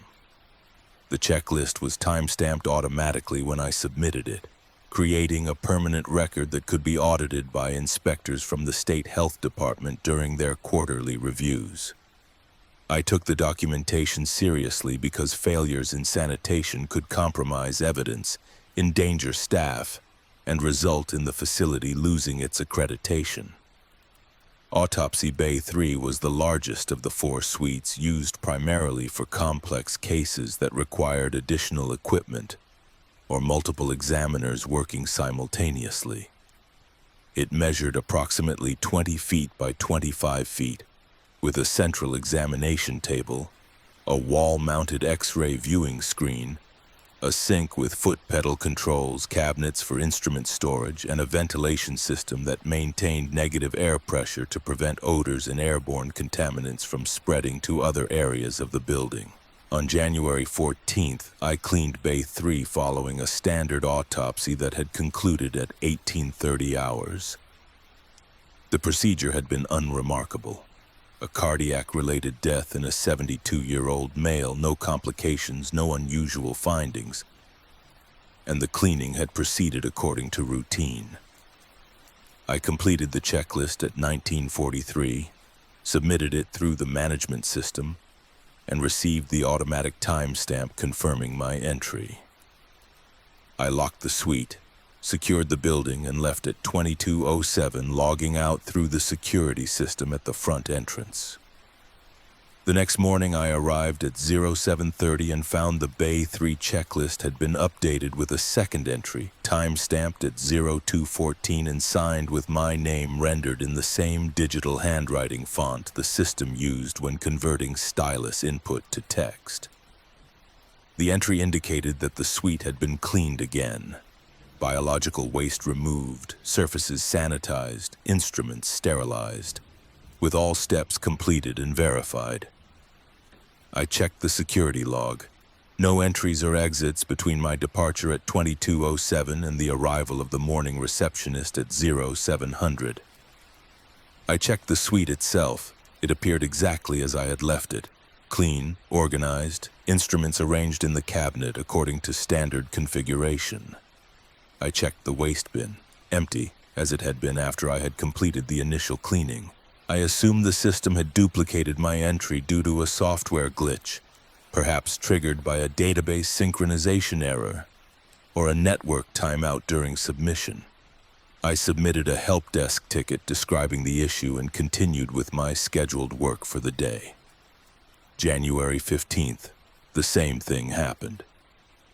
I cleaned Bay 3 after an autopsy that concluded at 2100 hours, submitted the checklist at 2136, locked the suite, and left the building at 2211.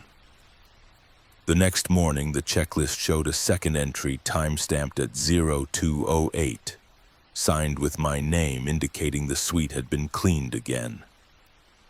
I checked the security log. No entries. I checked the suite unchanged.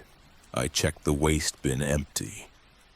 I contacted the IT department and spoke with a technician named Derek Paulson, who accessed the system remotely and confirmed that both entries appeared legitimate from a database perspective. Both had valid timestamps, both had user authentication, both had completed all required checklist steps. He said the only explanation he could offer was that I had somehow submitted the checklist twice on the same case, perhaps by accidentally clicking the submit button multiple times, causing the system to generate duplicate entries with different timestamps.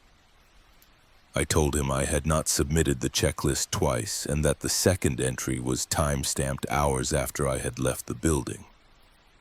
He said user timestamps could be affected by device clock settings or network latency, and that he would escalate the issue to the database administrator for further review.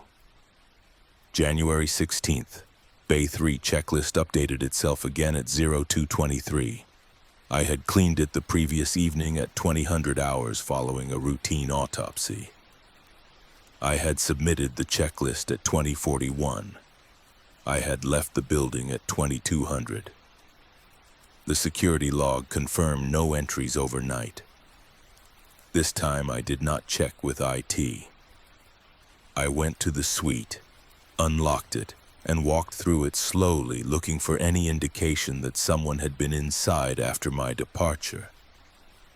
The examination table was clean, the sink was dry, the instruments were arranged exactly as I had left them. The floor showed no footprints, no scuff marks, no disturbance of any kind. I checked the ventilation system, wondering whether the odor I detected, a faint chemical smell sharper than the standard disinfectant we used, was evidence of additional cleaning. The smell was present but subtle, noticeable only because I had spent years working in the suites and knew their baseline scent profile. I opened the cabinet where we stored disinfectant supplies. The bottles were arranged in the order I always used. Surface cleaner on the left, instrument sterilizer in the middle, floor disinfectant on the right. But the surface cleaner bottle was positioned slightly forward compared to the others, as if someone had removed it, used it, and replaced it without perfectly aligning it with my usual arrangement. I checked the bottle's fill level. It appeared consistent with the amount I had used during my cleaning the previous evening, but I could not be certain without precise measurement. I locked the suite and returned to my desk, where I opened the checklist history for Bay 3 and reviewed the entries from the past 6 months. Prior to January 14th, there had been no duplicate entries, no anomalies, no unexplained timestamps. The pattern had started on the 14th and had now occurred 3 consecutive nights. I considered the possibility that someone was entering the building after hours using credentials that did not register in the security log, a master key, an administrative override, some method of bypassing the alarm system. But the building security was managed by the hospital complex's central office, which used badge readers and motion sensors throughout the facility. Bypassing it would require either technical expertise or cooperation from security personnel, neither of which seemed plausible for the purpose of cleaning an already clean autopsy suite. I considered the possibility that I was cleaning the suite twice myself and forgetting the second instance, perhaps due to fatigue or some lapse in memory. But the timestamps placed the second cleaning at 0200 hours, when I was home asleep. And I had no history of sleepwalking or memory loss. I considered the possibility that the system was generating phantom entries as part of a malfunction I did not understand. But the entries were too consistent, same time window, same suite, same completion of all checklist steps, to be random errors. January 17th. I decided to stay in the building overnight to observe what happened at 0200 hours. I informed my supervisor, Angela Winters, that I needed to complete an inventory audit of surgical supplies and would be working late. She approved the overtime and left at 18:30 after completing her own administrative tasks. I finished my scheduled work by 2100, locked all the suites, and positioned myself at my desk in the hallway where I had a direct line of sight to the entrance of Bay 3. I brought coffee and a book, intending to stay alert through the early morning hours. At 23:47, I heard the ventilation system in Bay 3 activate, a low hum that was audible through the closed door. I stood and approached the suite, listening. The ventilation ran on an automated schedule tied to occupancy sensors and manual activation switches inside each room. But it should not have been running when the room was unoccupied and locked.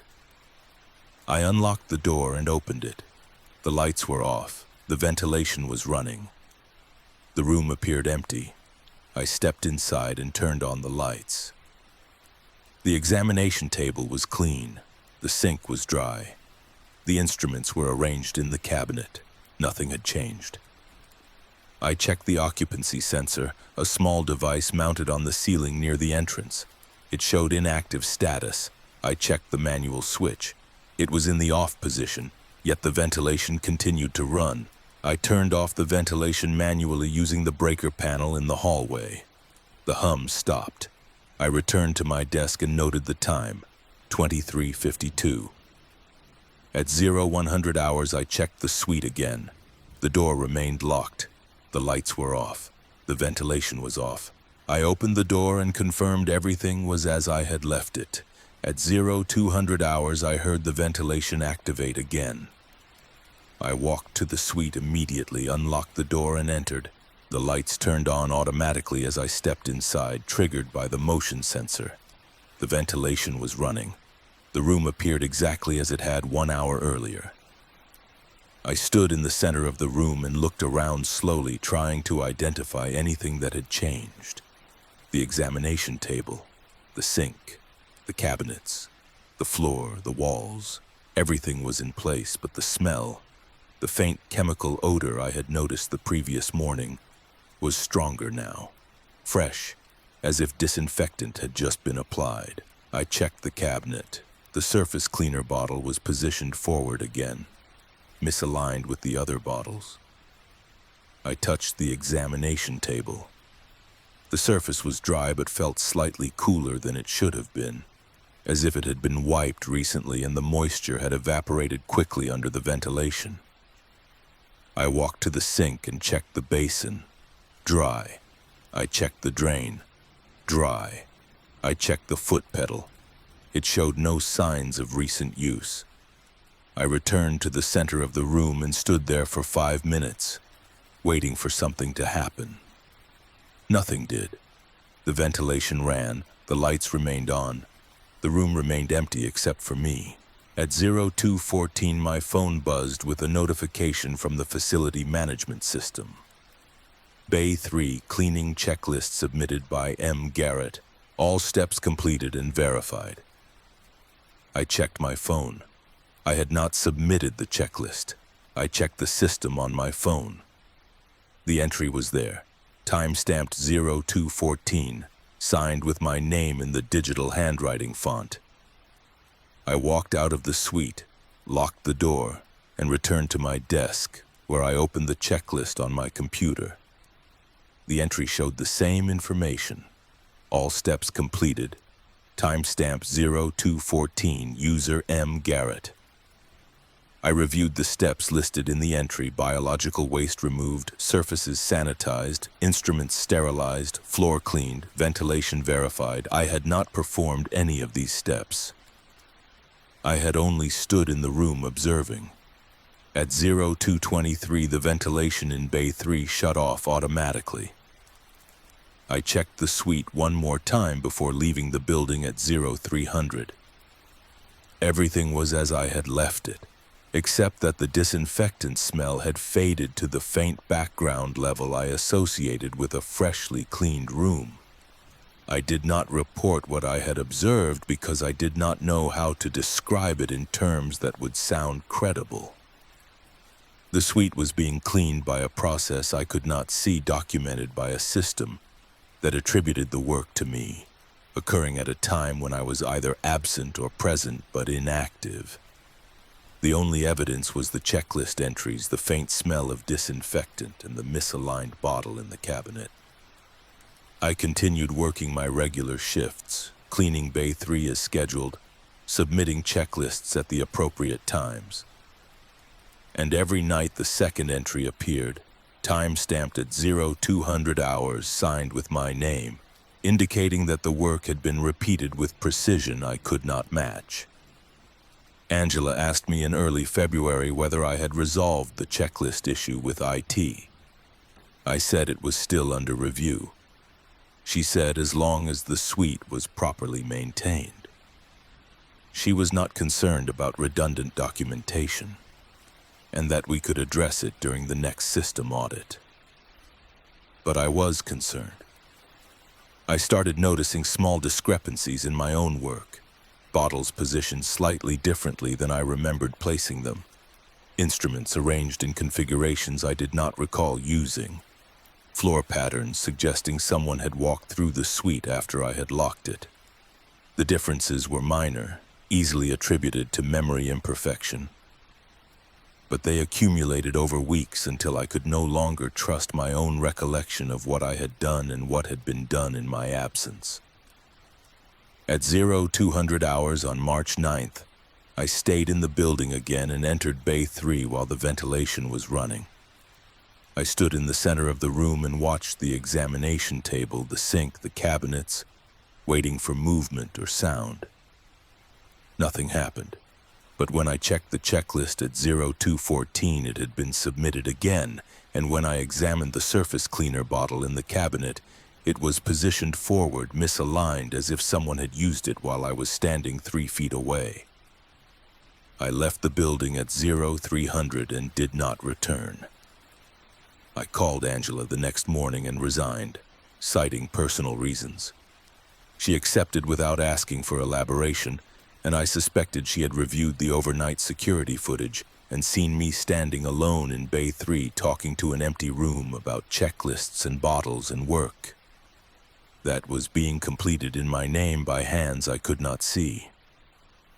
I work in hospital facilities maintenance now, a position that does not require detailed documentation or overnight audits. But I think about Bay 3 often, wondering whether the second cleaning still occurs, whether the checklist still updates itself, whether the signature it uses is mine or belongs to some version of myself that continues the work long after I stopped showing up. Some protocols repeat regardless of the personnel assigned to them, and some tasks complete themselves because the system requires documentation even when no one is present to observe. The checklist always closes, the room is always clean, and somewhere in the database my name confirms work I have never done but cannot deny.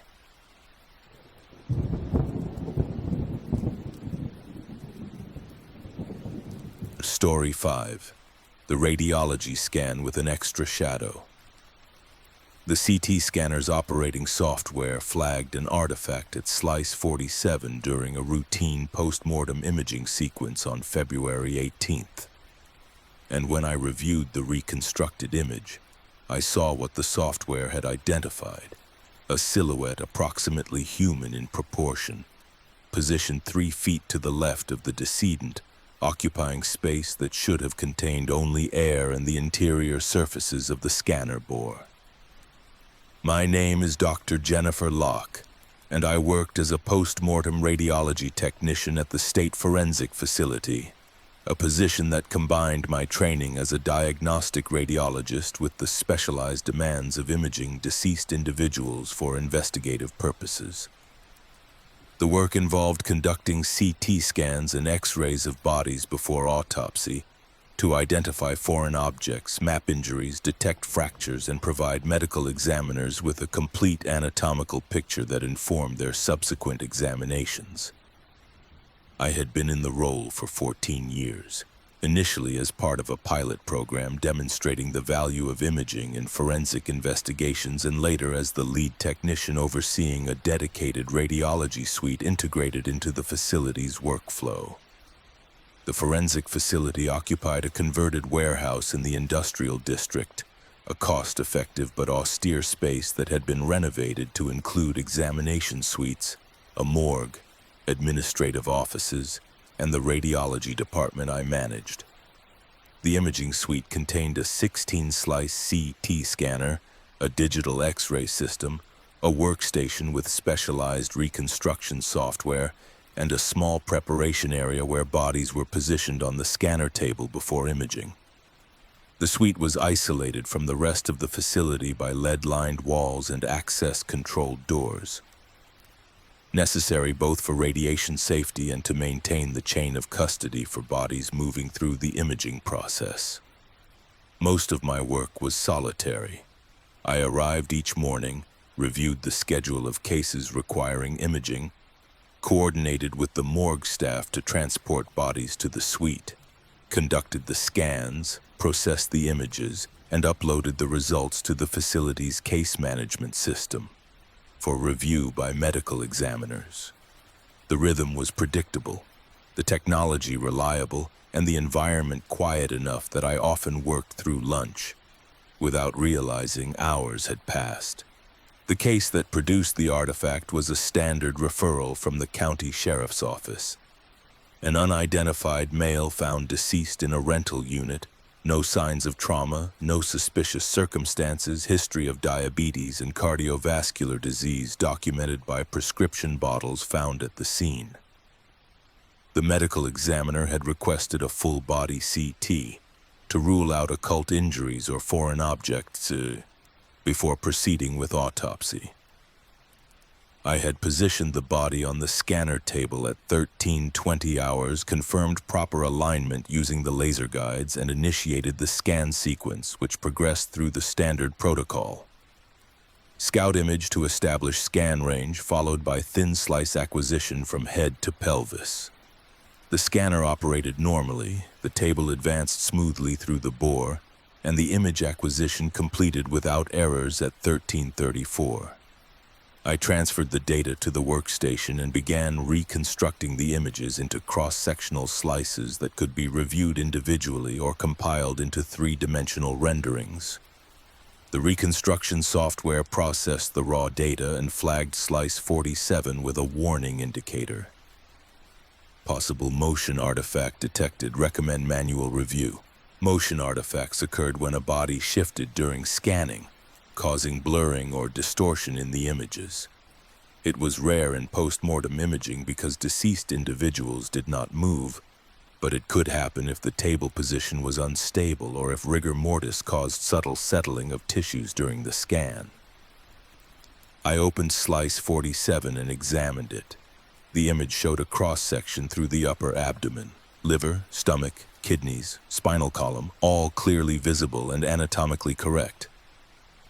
But to the left of the body, in the space between the torso and the interior wall of the scanner bore, the software had identified a density that did not correspond to any expected structure.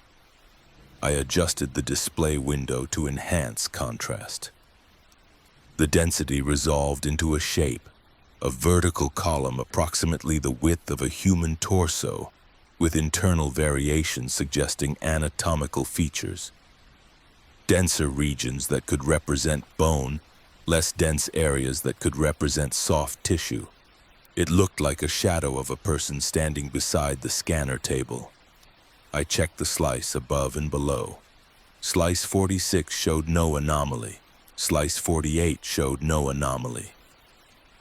The shadow appeared only in slice 47, a single cross-section through the scan volume. I reviewed the scout image, which provided a two-dimensional overview of the entire scan range. The shadow was not visible in the scout image, suggesting it had appeared only during the acquisition of that specific slice. I checked the scanner's calibration log. No errors. I checked the bore for foreign objects that might have been present during the scan. Nothing. I checked the body position, unchanged since I had aligned it before the scan. I considered the possibility that the shadow was a reconstruction error, a digital artifact created by the software when processing the raw data. But reconstruction artifacts typically manifested as geometric patterns or noise, not as anatomically coherent shapes resembling human figures. I saved the image and continued reviewing the rest of the scan. The remaining slices showed no anomalies. I completed the case report, noted the artifact in slice 47 with a comment that it was likely a processing error, and uploaded the file to the case management system at 14:06. February 19th, the next case arrived at 0900 hours. A female decedent, age 68, suspected natural death, routine imaging requested before autopsy. I positioned the body, initiated the scan, and completed the acquisition at 0931. During reconstruction, the software flagged slice 52. Possible motion artifact detected. Recommend manual review. I opened the slice. The image showed a cross-section through the thorax. Heart, lungs, ribs, spine. And to the right of the body, occupying the space between the torso and the scanner bore wall, was the same shadow, a vertical column with internal density variations suggesting anatomical structure. I checked the adjacent slices. The shadow appeared only in slice 52. I checked the scout image. No shadow. I checked the scanner calibration. No errors. I checked the bore. Nothing. I opened the previous case, the unidentified male from February 18th, and compared the shadows. They were not identical, but they shared the same general proportions and internal patterns. Both appeared in a single slice. Both occupied space adjacent to the body. Both suggested a human form rendered as a density within the scan volume. I called the scanner manufacturer's technical support line and described the issue. The technician asked whether I had verified the scanner's calibration, checked for foreign objects in the bore, and reviewed the reconstruction parameters. I confirmed I had done all of these. He suggested running a phantom scan, a test using a calibration object with known densities, to determine whether the scanner was producing accurate images. I ran the phantom scan at 1100 hours. The reconstruction showed perfect accuracy, no artifacts, all densities matching expected values. I called the technician back and reported the results. He said the scanner was functioning correctly and that the artifacts in the clinical scans were likely due to patient-related factors or environmental interference. I pointed out that the patients were deceased and could not move, and that the imaging suite was shielded to prevent environmental interference. He said he could escalate the issue to an engineering team for remote diagnostics if I could provide the raw scan data. I agreed and uploaded the files from both cases to the manufacturer's secure server. February 20th. A new case. Male decedent, age 54, blunt force trauma, imaging requested to document injury patterns. I positioned the body and initiated the scan at 10:30 hours. During acquisition, I stood at the workstation monitoring the real-time preview images displayed by the scanner's control software. At slice 63, the shadow appeared on the preview display. I saw it form as the table advanced through the bore. A density occupying space to the left of the body, resolving into the same vertical column with anatomical features. The shadow remained visible for the duration of that slice, approximately 2 seconds, and then disappeared as the scanner moved to the next slice. I stopped the scan, walked to the scanner, and looked into the bore. The body was positioned as expected. The bore was empty except for the body and the table. I resumed the scan and returned to the workstation. The shadow did not reappear. I reconstructed the images. Slice 63 showed the shadow exactly as it had appeared in the preview. I adjusted the contrast to enhance the internal features. The denser regions formed a pattern consistent with a skeletal structure, a vertical column suggesting a spine, horizontal projections suggesting ribs or shoulders, a rounded region suggesting a skull. I saved the image and opened the previous 2 cases. I arranged the 3 shadows side by side on the workstation display.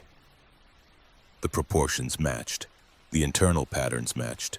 The positioning relative to the bodies varied. Left side in case 1, right side in case 2, left side again in case 3.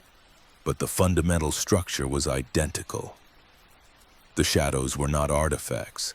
They were images of something present in the scanner bore during acquisition, something the CT system was detecting and recording as a 3-dimensional density distribution. I measured the shadow in slice 63 using the software's distance tool.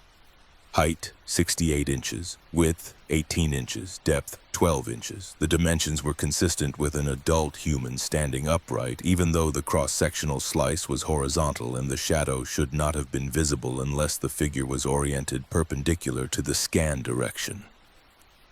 I checked the scan acquisition log. The table position for slice 63 corresponded to a location midway through the scan range, approximately at the level of the decedent's chest. If the shadow represented a figure standing beside the table, it should have appeared in multiple slices as the scanner moved through the figure's height, but it appeared in only one slice, as if the figure existed only in a single plane. February 21st, the engineering team from the scanner manufacturer called and said they had reviewed the raw data I had uploaded. They confirmed the shadows were present in the data and were not artifacts of reconstruction or display. They said the densities were consistent with tissue and bone, but that the positioning and single-slice appearance did not match any known imaging phenomenon. They suggested the scanner might be detecting electromagnetic interference from nearby equipment, which could introduce false signals into the data. I told them the imaging suite was shielded and that no other equipment was active during scanning.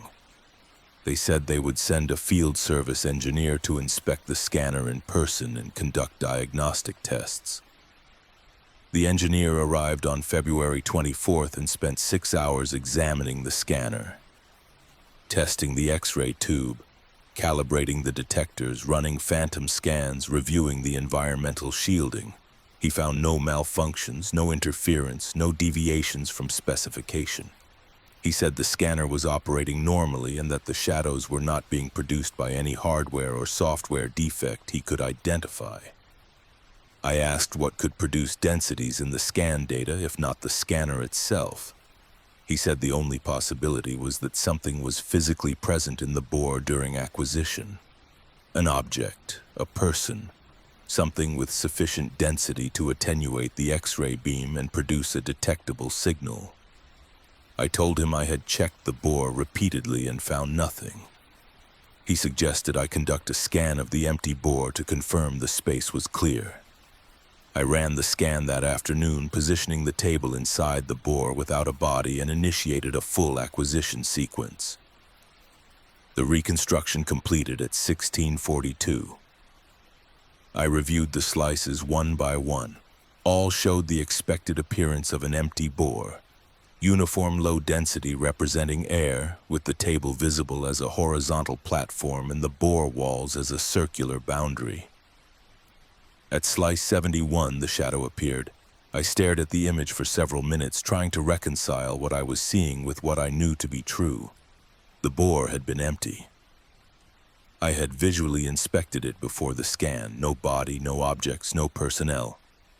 Yet the shadow was there, occupying space adjacent to the table, rendered in the same anatomical detail as in the previous cases. I adjusted the display window. The internal features became clearer, a central column suggesting a spine, bilateral projections suggesting ribs, a rounded superior region suggesting a skull. The figure was oriented vertically, as if standing upright inside the bore, even though the bore's horizontal geometry should have made that impossible to image in a single cross-sectional slice. I measured the shadow, 68 inches tall, 18 inches wide, 12 inches deep, identical to the dimensions from the previous cases. I walked to the scanner and looked into the bore again. Empty. I returned to the workstation and reviewed the slice. The shadow remained. I saved the image and called the field service engineer, who returned the next morning and reviewed the scan himself. He confirmed the shadow was present in the data and that the bore had been empty during acquisition. He said he had no explanation and that he would escalate the issue to the manufacturer's research division for further analysis. I did not wait for their response. I knew they would not find an answer because the shadow was not a malfunction. It was an image of something the scanner was detecting, something present in the room during the scans, something standing beside the table or near the bore, something that existed in a way the scanner could register but my eyes could not.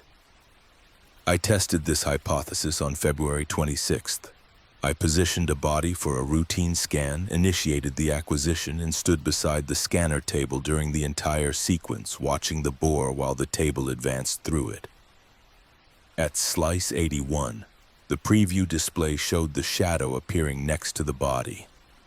I looked at the bore. I saw nothing except the body and the table.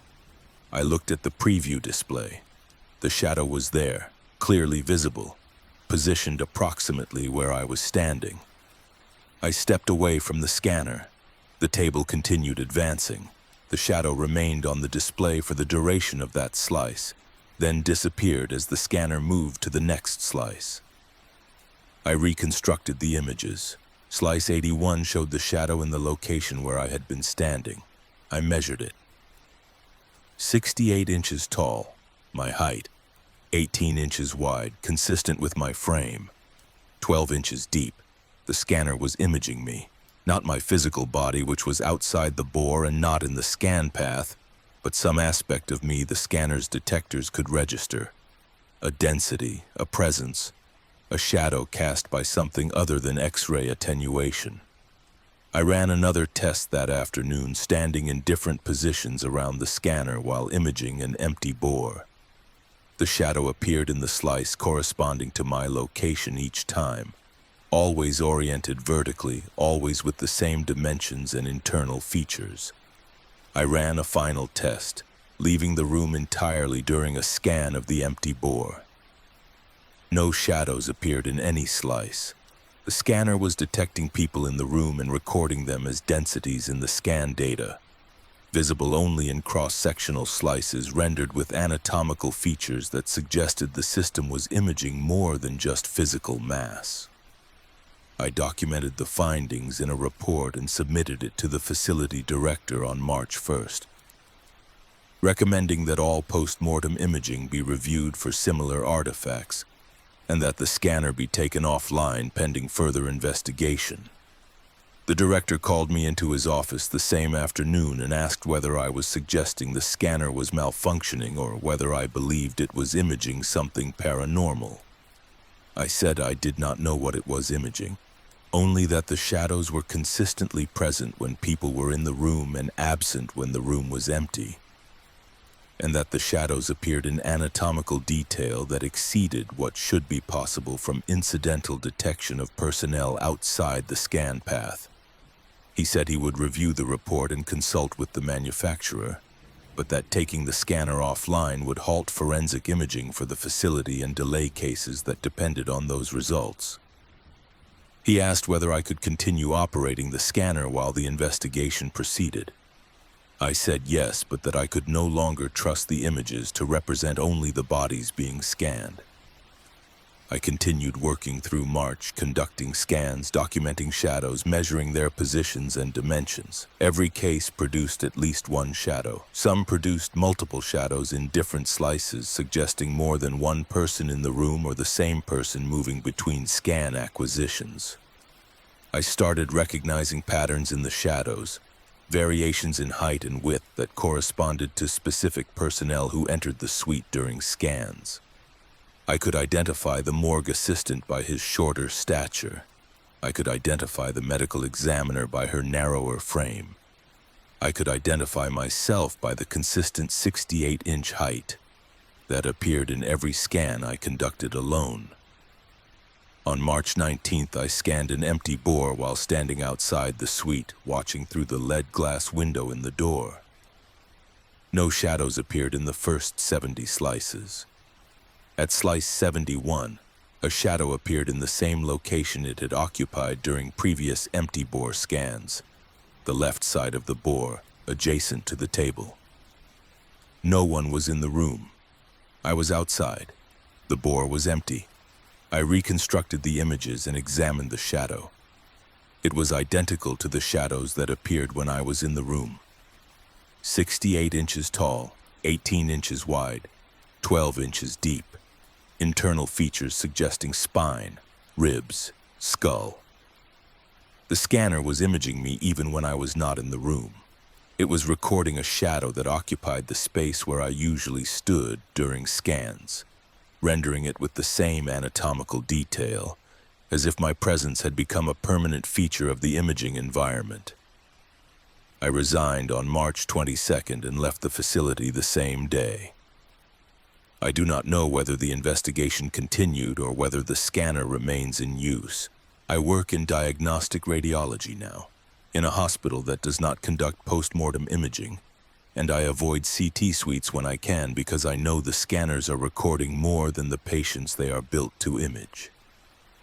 Some shadows persist in data long after the figures that cast them have left the room, and some systems document presence in ways we cannot see but cannot deny. I think about Slice 71 often, the shadow standing beside an empty bore, and I wonder whether it is still there in the archive waiting in the image files, confirming that I was present in a room I had already left, standing in a place I will never return to, but can never fully leave.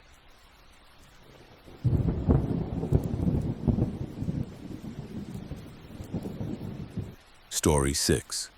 The evidence locker that logged my breathing. The audio sensor inside evidence locker 12 began recording respiratory patterns on March 26th at 0341, documenting a steady rhythm of inhalation and exhalation that continued for exactly 8 minutes before stopping. And when I reviewed the playback the following morning, I recognized the pattern as my own, because the intervals matched the breathing exercises I had practiced for years to manage anxiety, including the deliberate pause I took every fourth breath. I am Laura Vance, and I worked as chain of custody coordinator for the county medical examiner's office, a position that required tracking all physical evidence associated with forensic cases, documenting every transfer between personnel, maintaining the security of evidence storage areas, and ensuring that documentation met legal standards for admissibility in court proceedings. The work involved administrative precision, attention to protocol, and an understanding that failures in chain of custody could invalidate investigations and compromise prosecutions regardless of the quality of the forensic analysis. The medical examiner's office occupied the lower level of the County Justice Center, a secured facility that housed courts, law enforcement offices, and detention areas. My workspace was a small office adjacent to the evidence storage room, which contained 32 lockers of varying sizes for storing items collected during autopsies: clothing, personal effects, biological samples, foreign objects removed from bodies, anything that might become relevant to an investigation. Each locker was equipped with electronic access controls, interior cameras, environmental sensors for temperature and humidity, and audio sensors that activated when the locker door opened to record any verbal documentation made by personnel handling the evidence. I had held the position for 11 years, initially as an assistant coordinator and later as the lead after my supervisor retired in 2019. The evidence room was my domain, and I maintained it with a level of detail that exceeded the minimum requirements because I understood that the integrity of evidence depended not just on secure storage but on comprehensive documentation that could withstand scrutiny during legal proceedings. The audio sensors were a feature I had requested during a facility upgrade in 2021, based on recommendations from a workshop on evidence management best practices. The sensors provided an additional layer of documentation by recording any verbal notes made by medical examiners or technicians when they placed evidence in the lockers, creating an audio log that supplemented the written entries in the chain of custody database. The system was voice-activated, triggering recording when it detected sound above a threshold level, and it logged all recordings with timestamps and locker identifiers that could be cross-referenced with the written documentation. The system functioned reliably for 3 years without issue.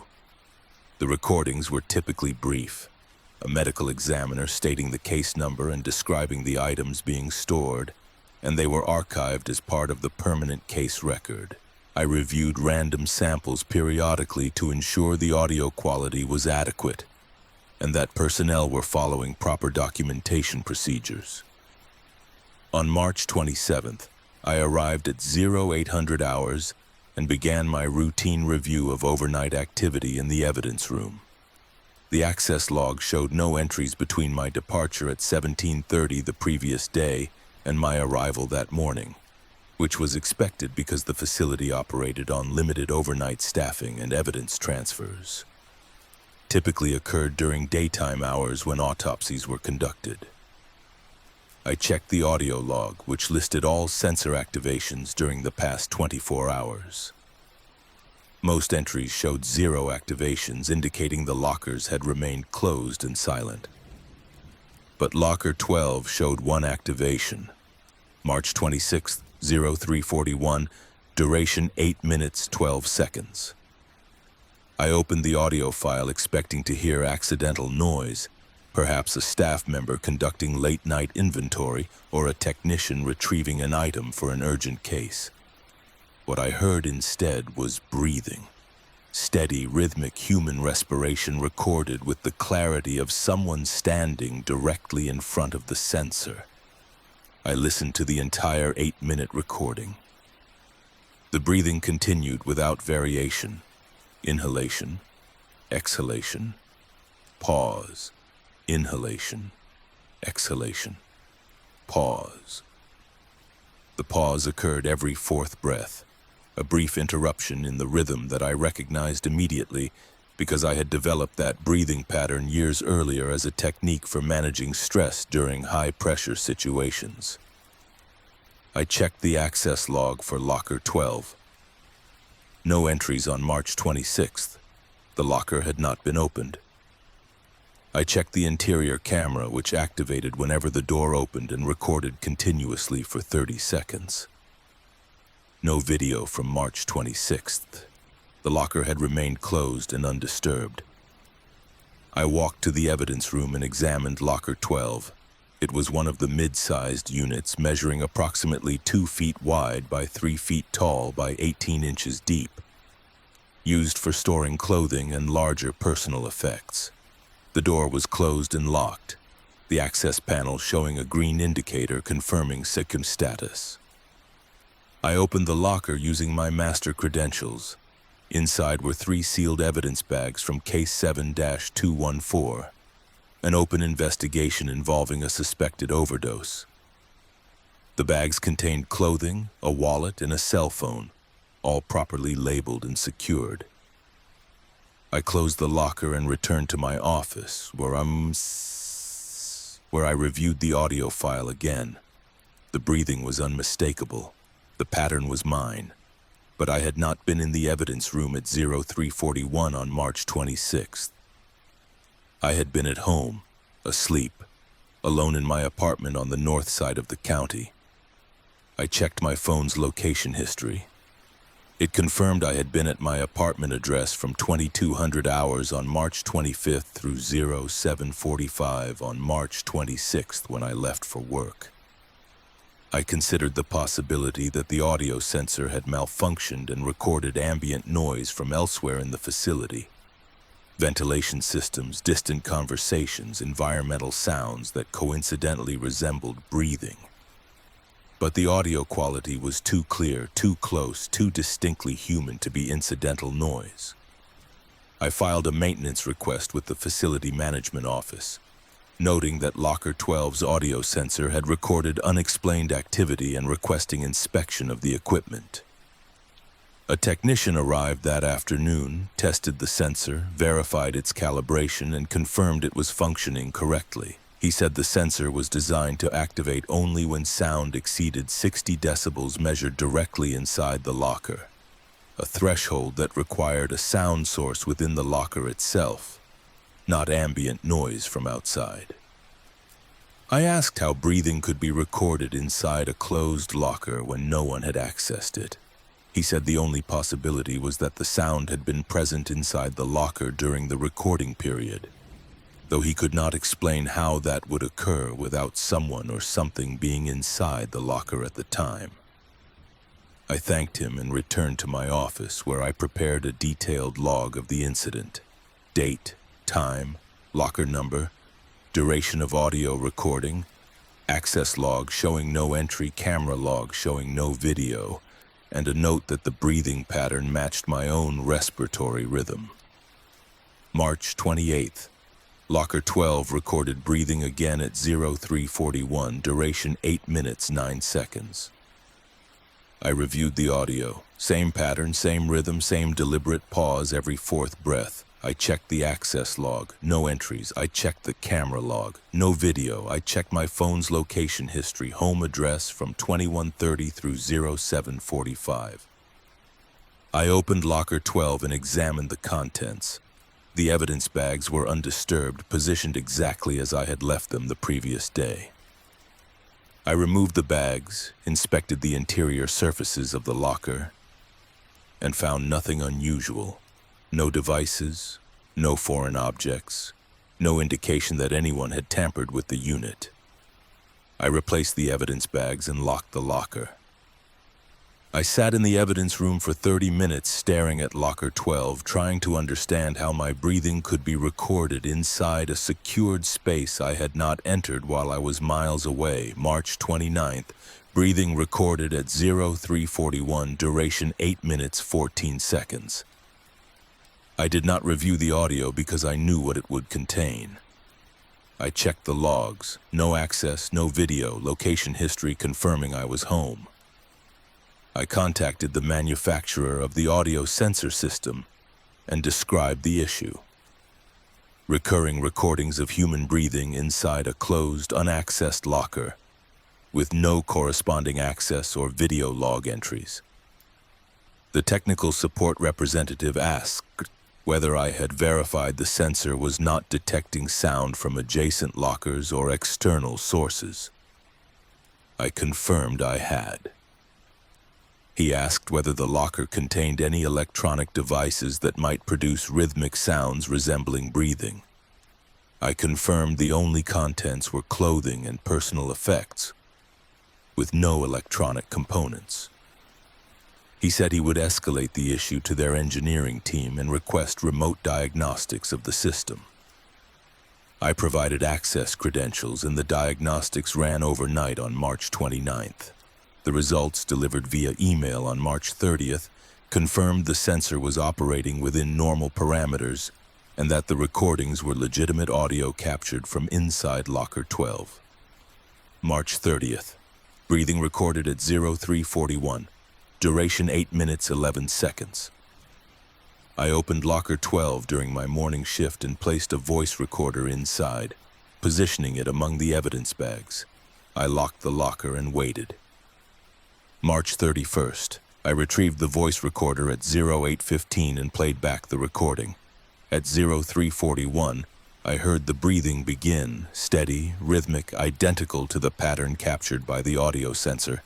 The breathing continued for 8 minutes, then stopped. The voice recorder had been inside the locker during the event and had captured the same audio as the facility's system. The breathing was not a sensor malfunction. It was sound occurring inside the locker, recorded by 2 independent devices documented with timestamps that matched my location history, showing me asleep at home. I submitted a formal report to the facility director, Dr. Alan Pierce, describing the recurring audio recordings, the lack of access log entries, the confirmed sensor functionality, and the independent verification using a voice recorder. I requested that locker 12 be taken offline pending investigation, and that its contents be transferred to an alternative storage unit. Pierce reviewed the report and called me into his office on April 2nd.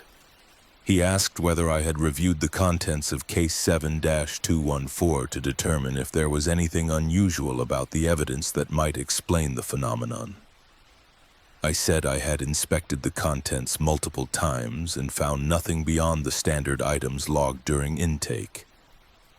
He asked whether I had experienced any recent health issues, sleep disturbances, stress, memory lapses that might be relevant. I said no. I was sleeping normally, managing stress effectively, and maintaining clear recollection of my activities. He said he would consult with the county's security office to determine whether the facility had experienced any breaches or unauthorized access that might explain the recordings. He approved my request to transfer the evidence from Locker 12 to Locker 8. which I completed that afternoon under standard chain of custody protocols. April 3rd, Locker 12 recorded breathing at 0341, duration 8 minutes 13 seconds. The locker was empty. I had removed all contents the previous day. I checked the interior camera, no video. I opened the locker and inspected it. Empty. The breathing was being recorded inside an empty locker, with no source, no explanation, no deviation from the pattern that I recognized as mine. April 4th through April 9th, breathing recorded every night at 0341, duration ranging from 8 minutes 7 seconds to 8 minutes 16 seconds. I stopped checking the logs after April 6th because the pattern was invariable and reviewing it provided no new information. On April 10th, I stayed at the facility overnight, sleeping on a couch in the staff break room with an alarm set for 0335. I woke at the designated time, walked to the evidence room and positioned myself outside Locker 12. At 0341, I heard nothing. The evidence room was silent. I checked the audio sensor display on my office computer. It showed active recording in progress for Locker 12. I returned to the locker and pressed my ear against the door. I heard the breathing, faint, muffled by the door but unmistakable. Inhalation, exhalation, pause. Inhalation, exhalation, pause. I opened the locker. The breathing stopped. The interior was empty. The audio sensor showed the recording had ended at 0349, duration 8 minutes 8 seconds. I stood there for several minutes looking into the empty locker, trying to reconcile the sound I had heard with the absence of any source. The breathing had been real, audible through the door, recorded by the sensor, but nothing inside the locker could have produced it. I closed the door and returned to the break room where I did not sleep for the remainder of the night. April 11th, I submitted my resignation to Dr. Pierce, effective immediately, citing personal reasons. He accepted without question, and I suspected he had reviewed the overnight security footage and seen me standing outside Locker 12 listening to sounds no one else could hear. I work in municipal records management now, a position that involves filing and retrieval of documents with no audio sensors, no evidence lockers, no unexplained recordings. But I think about Locker 12 often, wondering whether the breathing continues at 0341 each night, whether the sensor still logs 8-minute intervals of respiration that match my pattern, whether the empty locker still contains some aspect of me that remained behind when I left the facility. Some documentation persists regardless of the presence of the subject being recorded, and some systems register activity that occurs outside the boundaries we believe separate presence from absence. I still practice the breathing exercises, the deliberate pause every fourth breath, and I wonder whether somewhere in an evidence locker I will never access again. The rhythm continues, logged and time-stamped, confirming I am there even when I am not.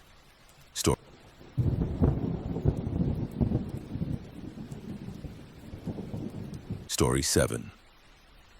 The final report was already signed. The annual review required closing all unresolved cases from the previous fiscal year, a bureaucratic necessity that involved reviewing files still categorized as pending, determining whether additional investigation was feasible, and making final classifications for deaths where conclusive findings had proven elusive, despite our best efforts at thorough examination and analysis. I am Dr. Raymond Foster, and I served as Chief Medical Examiner for the Northern District for 23 years, a position that combined administrative oversight of the forensic pathology program with direct responsibility for conducting autopsies, training junior examiners, consulting on complex cases, and ensuring that our office maintained standards of practice. that met state requirements and supported the needs of law enforcement agencies across 14 counties. I had built my career on methodical analysis, evidence-based conclusions, and a refusal to classify cases based on assumption when the physical findings did not support definitive determination. The office occupied the third floor of the regional medical complex, with examination suites on the lower level and administrative offices where I spent an increasing portion of my time as my responsibilities expanded beyond the autopsy table to include budget management, staffing decisions, protocol development, and interface with county officials who viewed the medical examiner's office as a necessary but expensive component of the justice system. I preferred the examination work, the direct engagement with physical evidence, but I understood that leadership required attention to the administrative processes that enabled the forensic work to function effectively. The unresolved cases from the previous year numbered 47, a manageable load that I had been addressing progressively throughout the final quarter as time allowed between active cases and operational demands. Most involved deaths where manner remained undetermined. Natural versus accidental, accidental versus suicide. Situations where the physical findings were ambiguous and the investigative context insufficient to support classification with the certainty I required before finalizing a report. On April 23rd, I began reviewing the files systematically, starting with the oldest cases and working forward chronologically.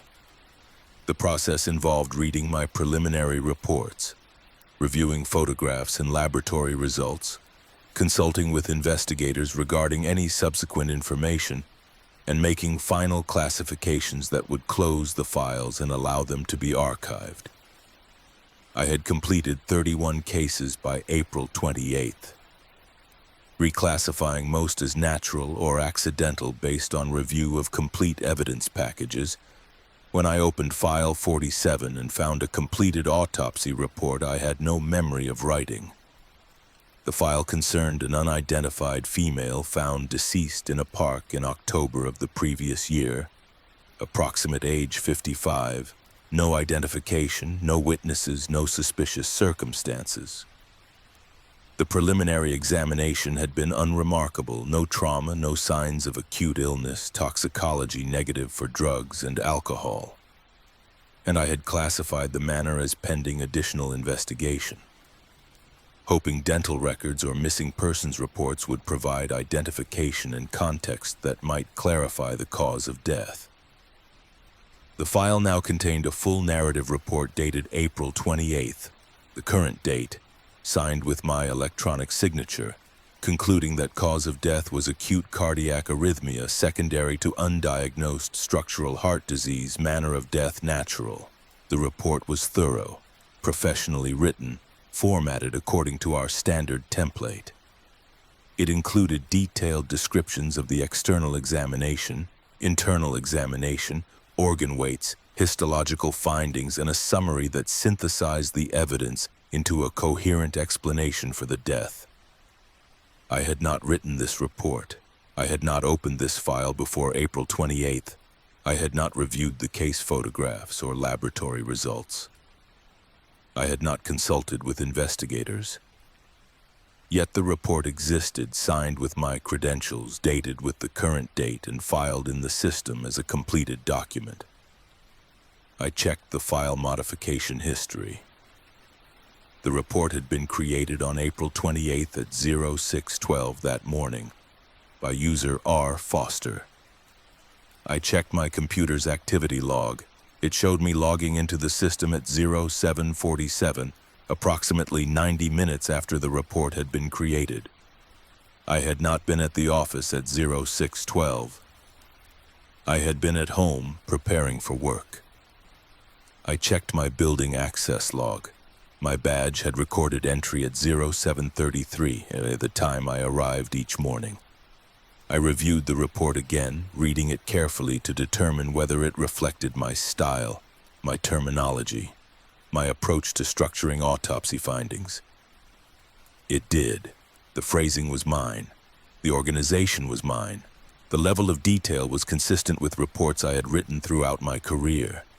If I had not known with certainty that I had not written this report, I would have assumed it was my work based on the quality and presentation. I checked the photographs referenced in the report. They matched the descriptions. I checked the laboratory results. They supported the conclusions. I checked the histology slides. They confirmed the findings of structural heart disease documented in the report. Everything was accurate, comprehensive, and professionally executed. The only impossibility was that I had not written it. I walked to the office of Margaret Hale, my administrative assistant, and asked whether she had seen me in the office earlier that morning before 07:33. She said no. I had arrived at my usual time. I asked whether anyone else had access to my user credentials. She said no. The system required individual logins and did not allow shared accounts. I returned to my office and called the IT department, where I spoke with a systems administrator named Thomas Gerard. I explained that a document had been created under my user account at a time when I was not logged into the system and not physically present in the building. He accessed the server logs and confirmed that user R. Foster had logged in at 0609 from my office workstation, accessed case file 47 at 0611, created the autopsy report at 0612, and logged out at 0643. I told him I had not been in the office at that time. He suggested someone might have accessed my account using my stored credentials if I had not logged out properly during a previous session. I told him I always logged out at the end of each day and that my workstation was password protected. He said he would review the security logs to determine whether there had been any unauthorized access to my account, and that he would recommend a password change as a precaution. I changed my password immediately and returned to file 47, where I examined the completed report again, looking for errors or inconsistencies that might indicate it had been written by someone else. I found none. The report was indistinguishable from my own work. I considered the possibility that I had written the report during a period of fatigue or distraction and had simply forgotten doing so, despite the impossibility of having been in the office at the documented time. Memory failures occurred. Stress affected cognitive function. But I had no history of such lapses, and the timeline was absolute. I could not have been in two places simultaneously. I closed the file without modifying it and moved to the next unresolved case. I completed 6 more reviews over the next 2 days, finalizing classifications and submitting reports according to standard protocol. On April 30th, I opened file 46 and found another completed report I had not written, dated April 30th, signed with my credentials, created at 0608 by user R. Foster. I checked my building access log, entry at 0735, my usual time. I checked my computer activity log, login at 0751. The report had been created 43 minutes before I arrived at the office. This report concerned a male decedent, age 68, found deceased at home, preliminary examination suggesting possible stroke. The completed report confirmed the diagnosis: intracerebral hemorrhage secondary to hypertensive cardiovascular disease, manner of death natural. The report was comprehensive, accurate, written in my style. I did not contact IT. I knew they would confirm the same pattern, my user account accessing the file before I arrived at the office, creating a report I had not written, logging out before I logged in. Over the following week, I found completed reports in 9 additional files, all created early in the morning before my arrival, all signed with my credentials, all accurate and professionally executed. I stopped checking the modification logs because the pattern was invariable. I stopped questioning how the reports were being generated because no explanation would reconcile the impossibility of my user account operating independently of my presence. On May 7th, I opened the final unresolved file from the previous year, File 43, and found a completed report dated May 7th, created at 0614, concluding that cause of death was undetermined due to insufficient evidence and advanced decomposition, manner of death undetermined. The subject line contained a sentence I had not written but that described my situation with uncomfortable precision. Cause of death, failure to remain observer. I read the report. It was not about File 43. It was about me. The narrative described a male decedent, age 64, found deceased at his desk in the medical examiner's office. No signs of trauma, no acute illness, no witnesses. Preliminary examination suggested natural death, possibly cardiac event.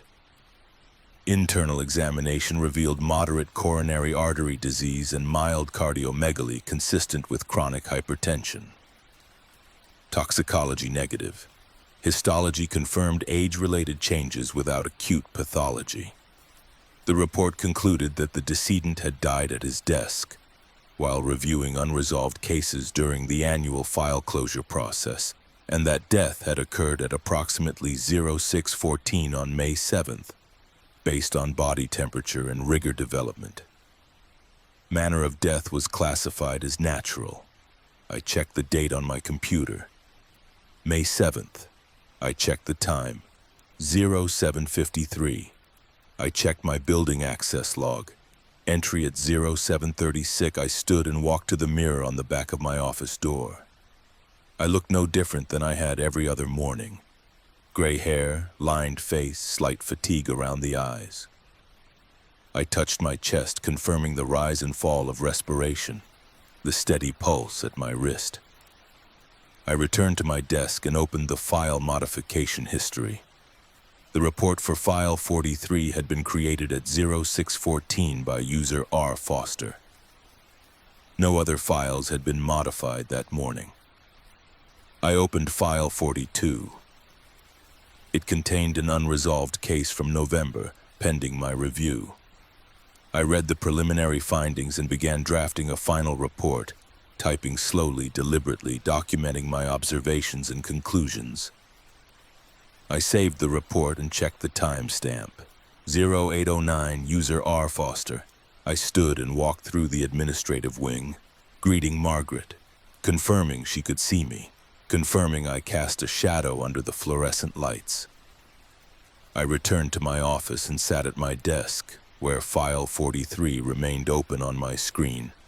The completed report describing my death displayed in the format I had used for 23 years. I did not close the file. I did not contact anyone. I continued reviewing cases, completing reports, finalizing classifications. The work continued because the work always continued regardless of the status of the examiner. I am writing this now at 0607 on May 8th, sitting at my desk before the building opens, before Margaret arrives, before the morning cases are scheduled. I know I will not be here when she arrives at 0800. I know my body will be found at the desk, positioned as the report described, pending examination by the associate medical examiner who will take over my cases. The report was already signed. The file is already closed, and I understand now that some classifications finalize themselves before the examiner completes the documentation, that some determinations occur independent of the observer's presence, and that the final report does not wait for the subject to acknowledge what the evidence has already confirmed. The cases will continue, the files will close, and somewhere in the archive, File 43 will document a death that occurred before I stopped writing this, classified as natural, signed with my credentials, accurate in every detail except the timing, which was always earlier than I believed possible until the moment I understood that the work had finished me before I finished the work.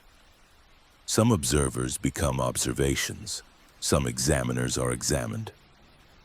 And the final signature confirms not authorship but conclusion, that the report was always complete, waiting only for the subject to stop reviewing and accept the classification that applies when failure to remain observer becomes the only finding that explains why the documentation continues after the examiner has left the room.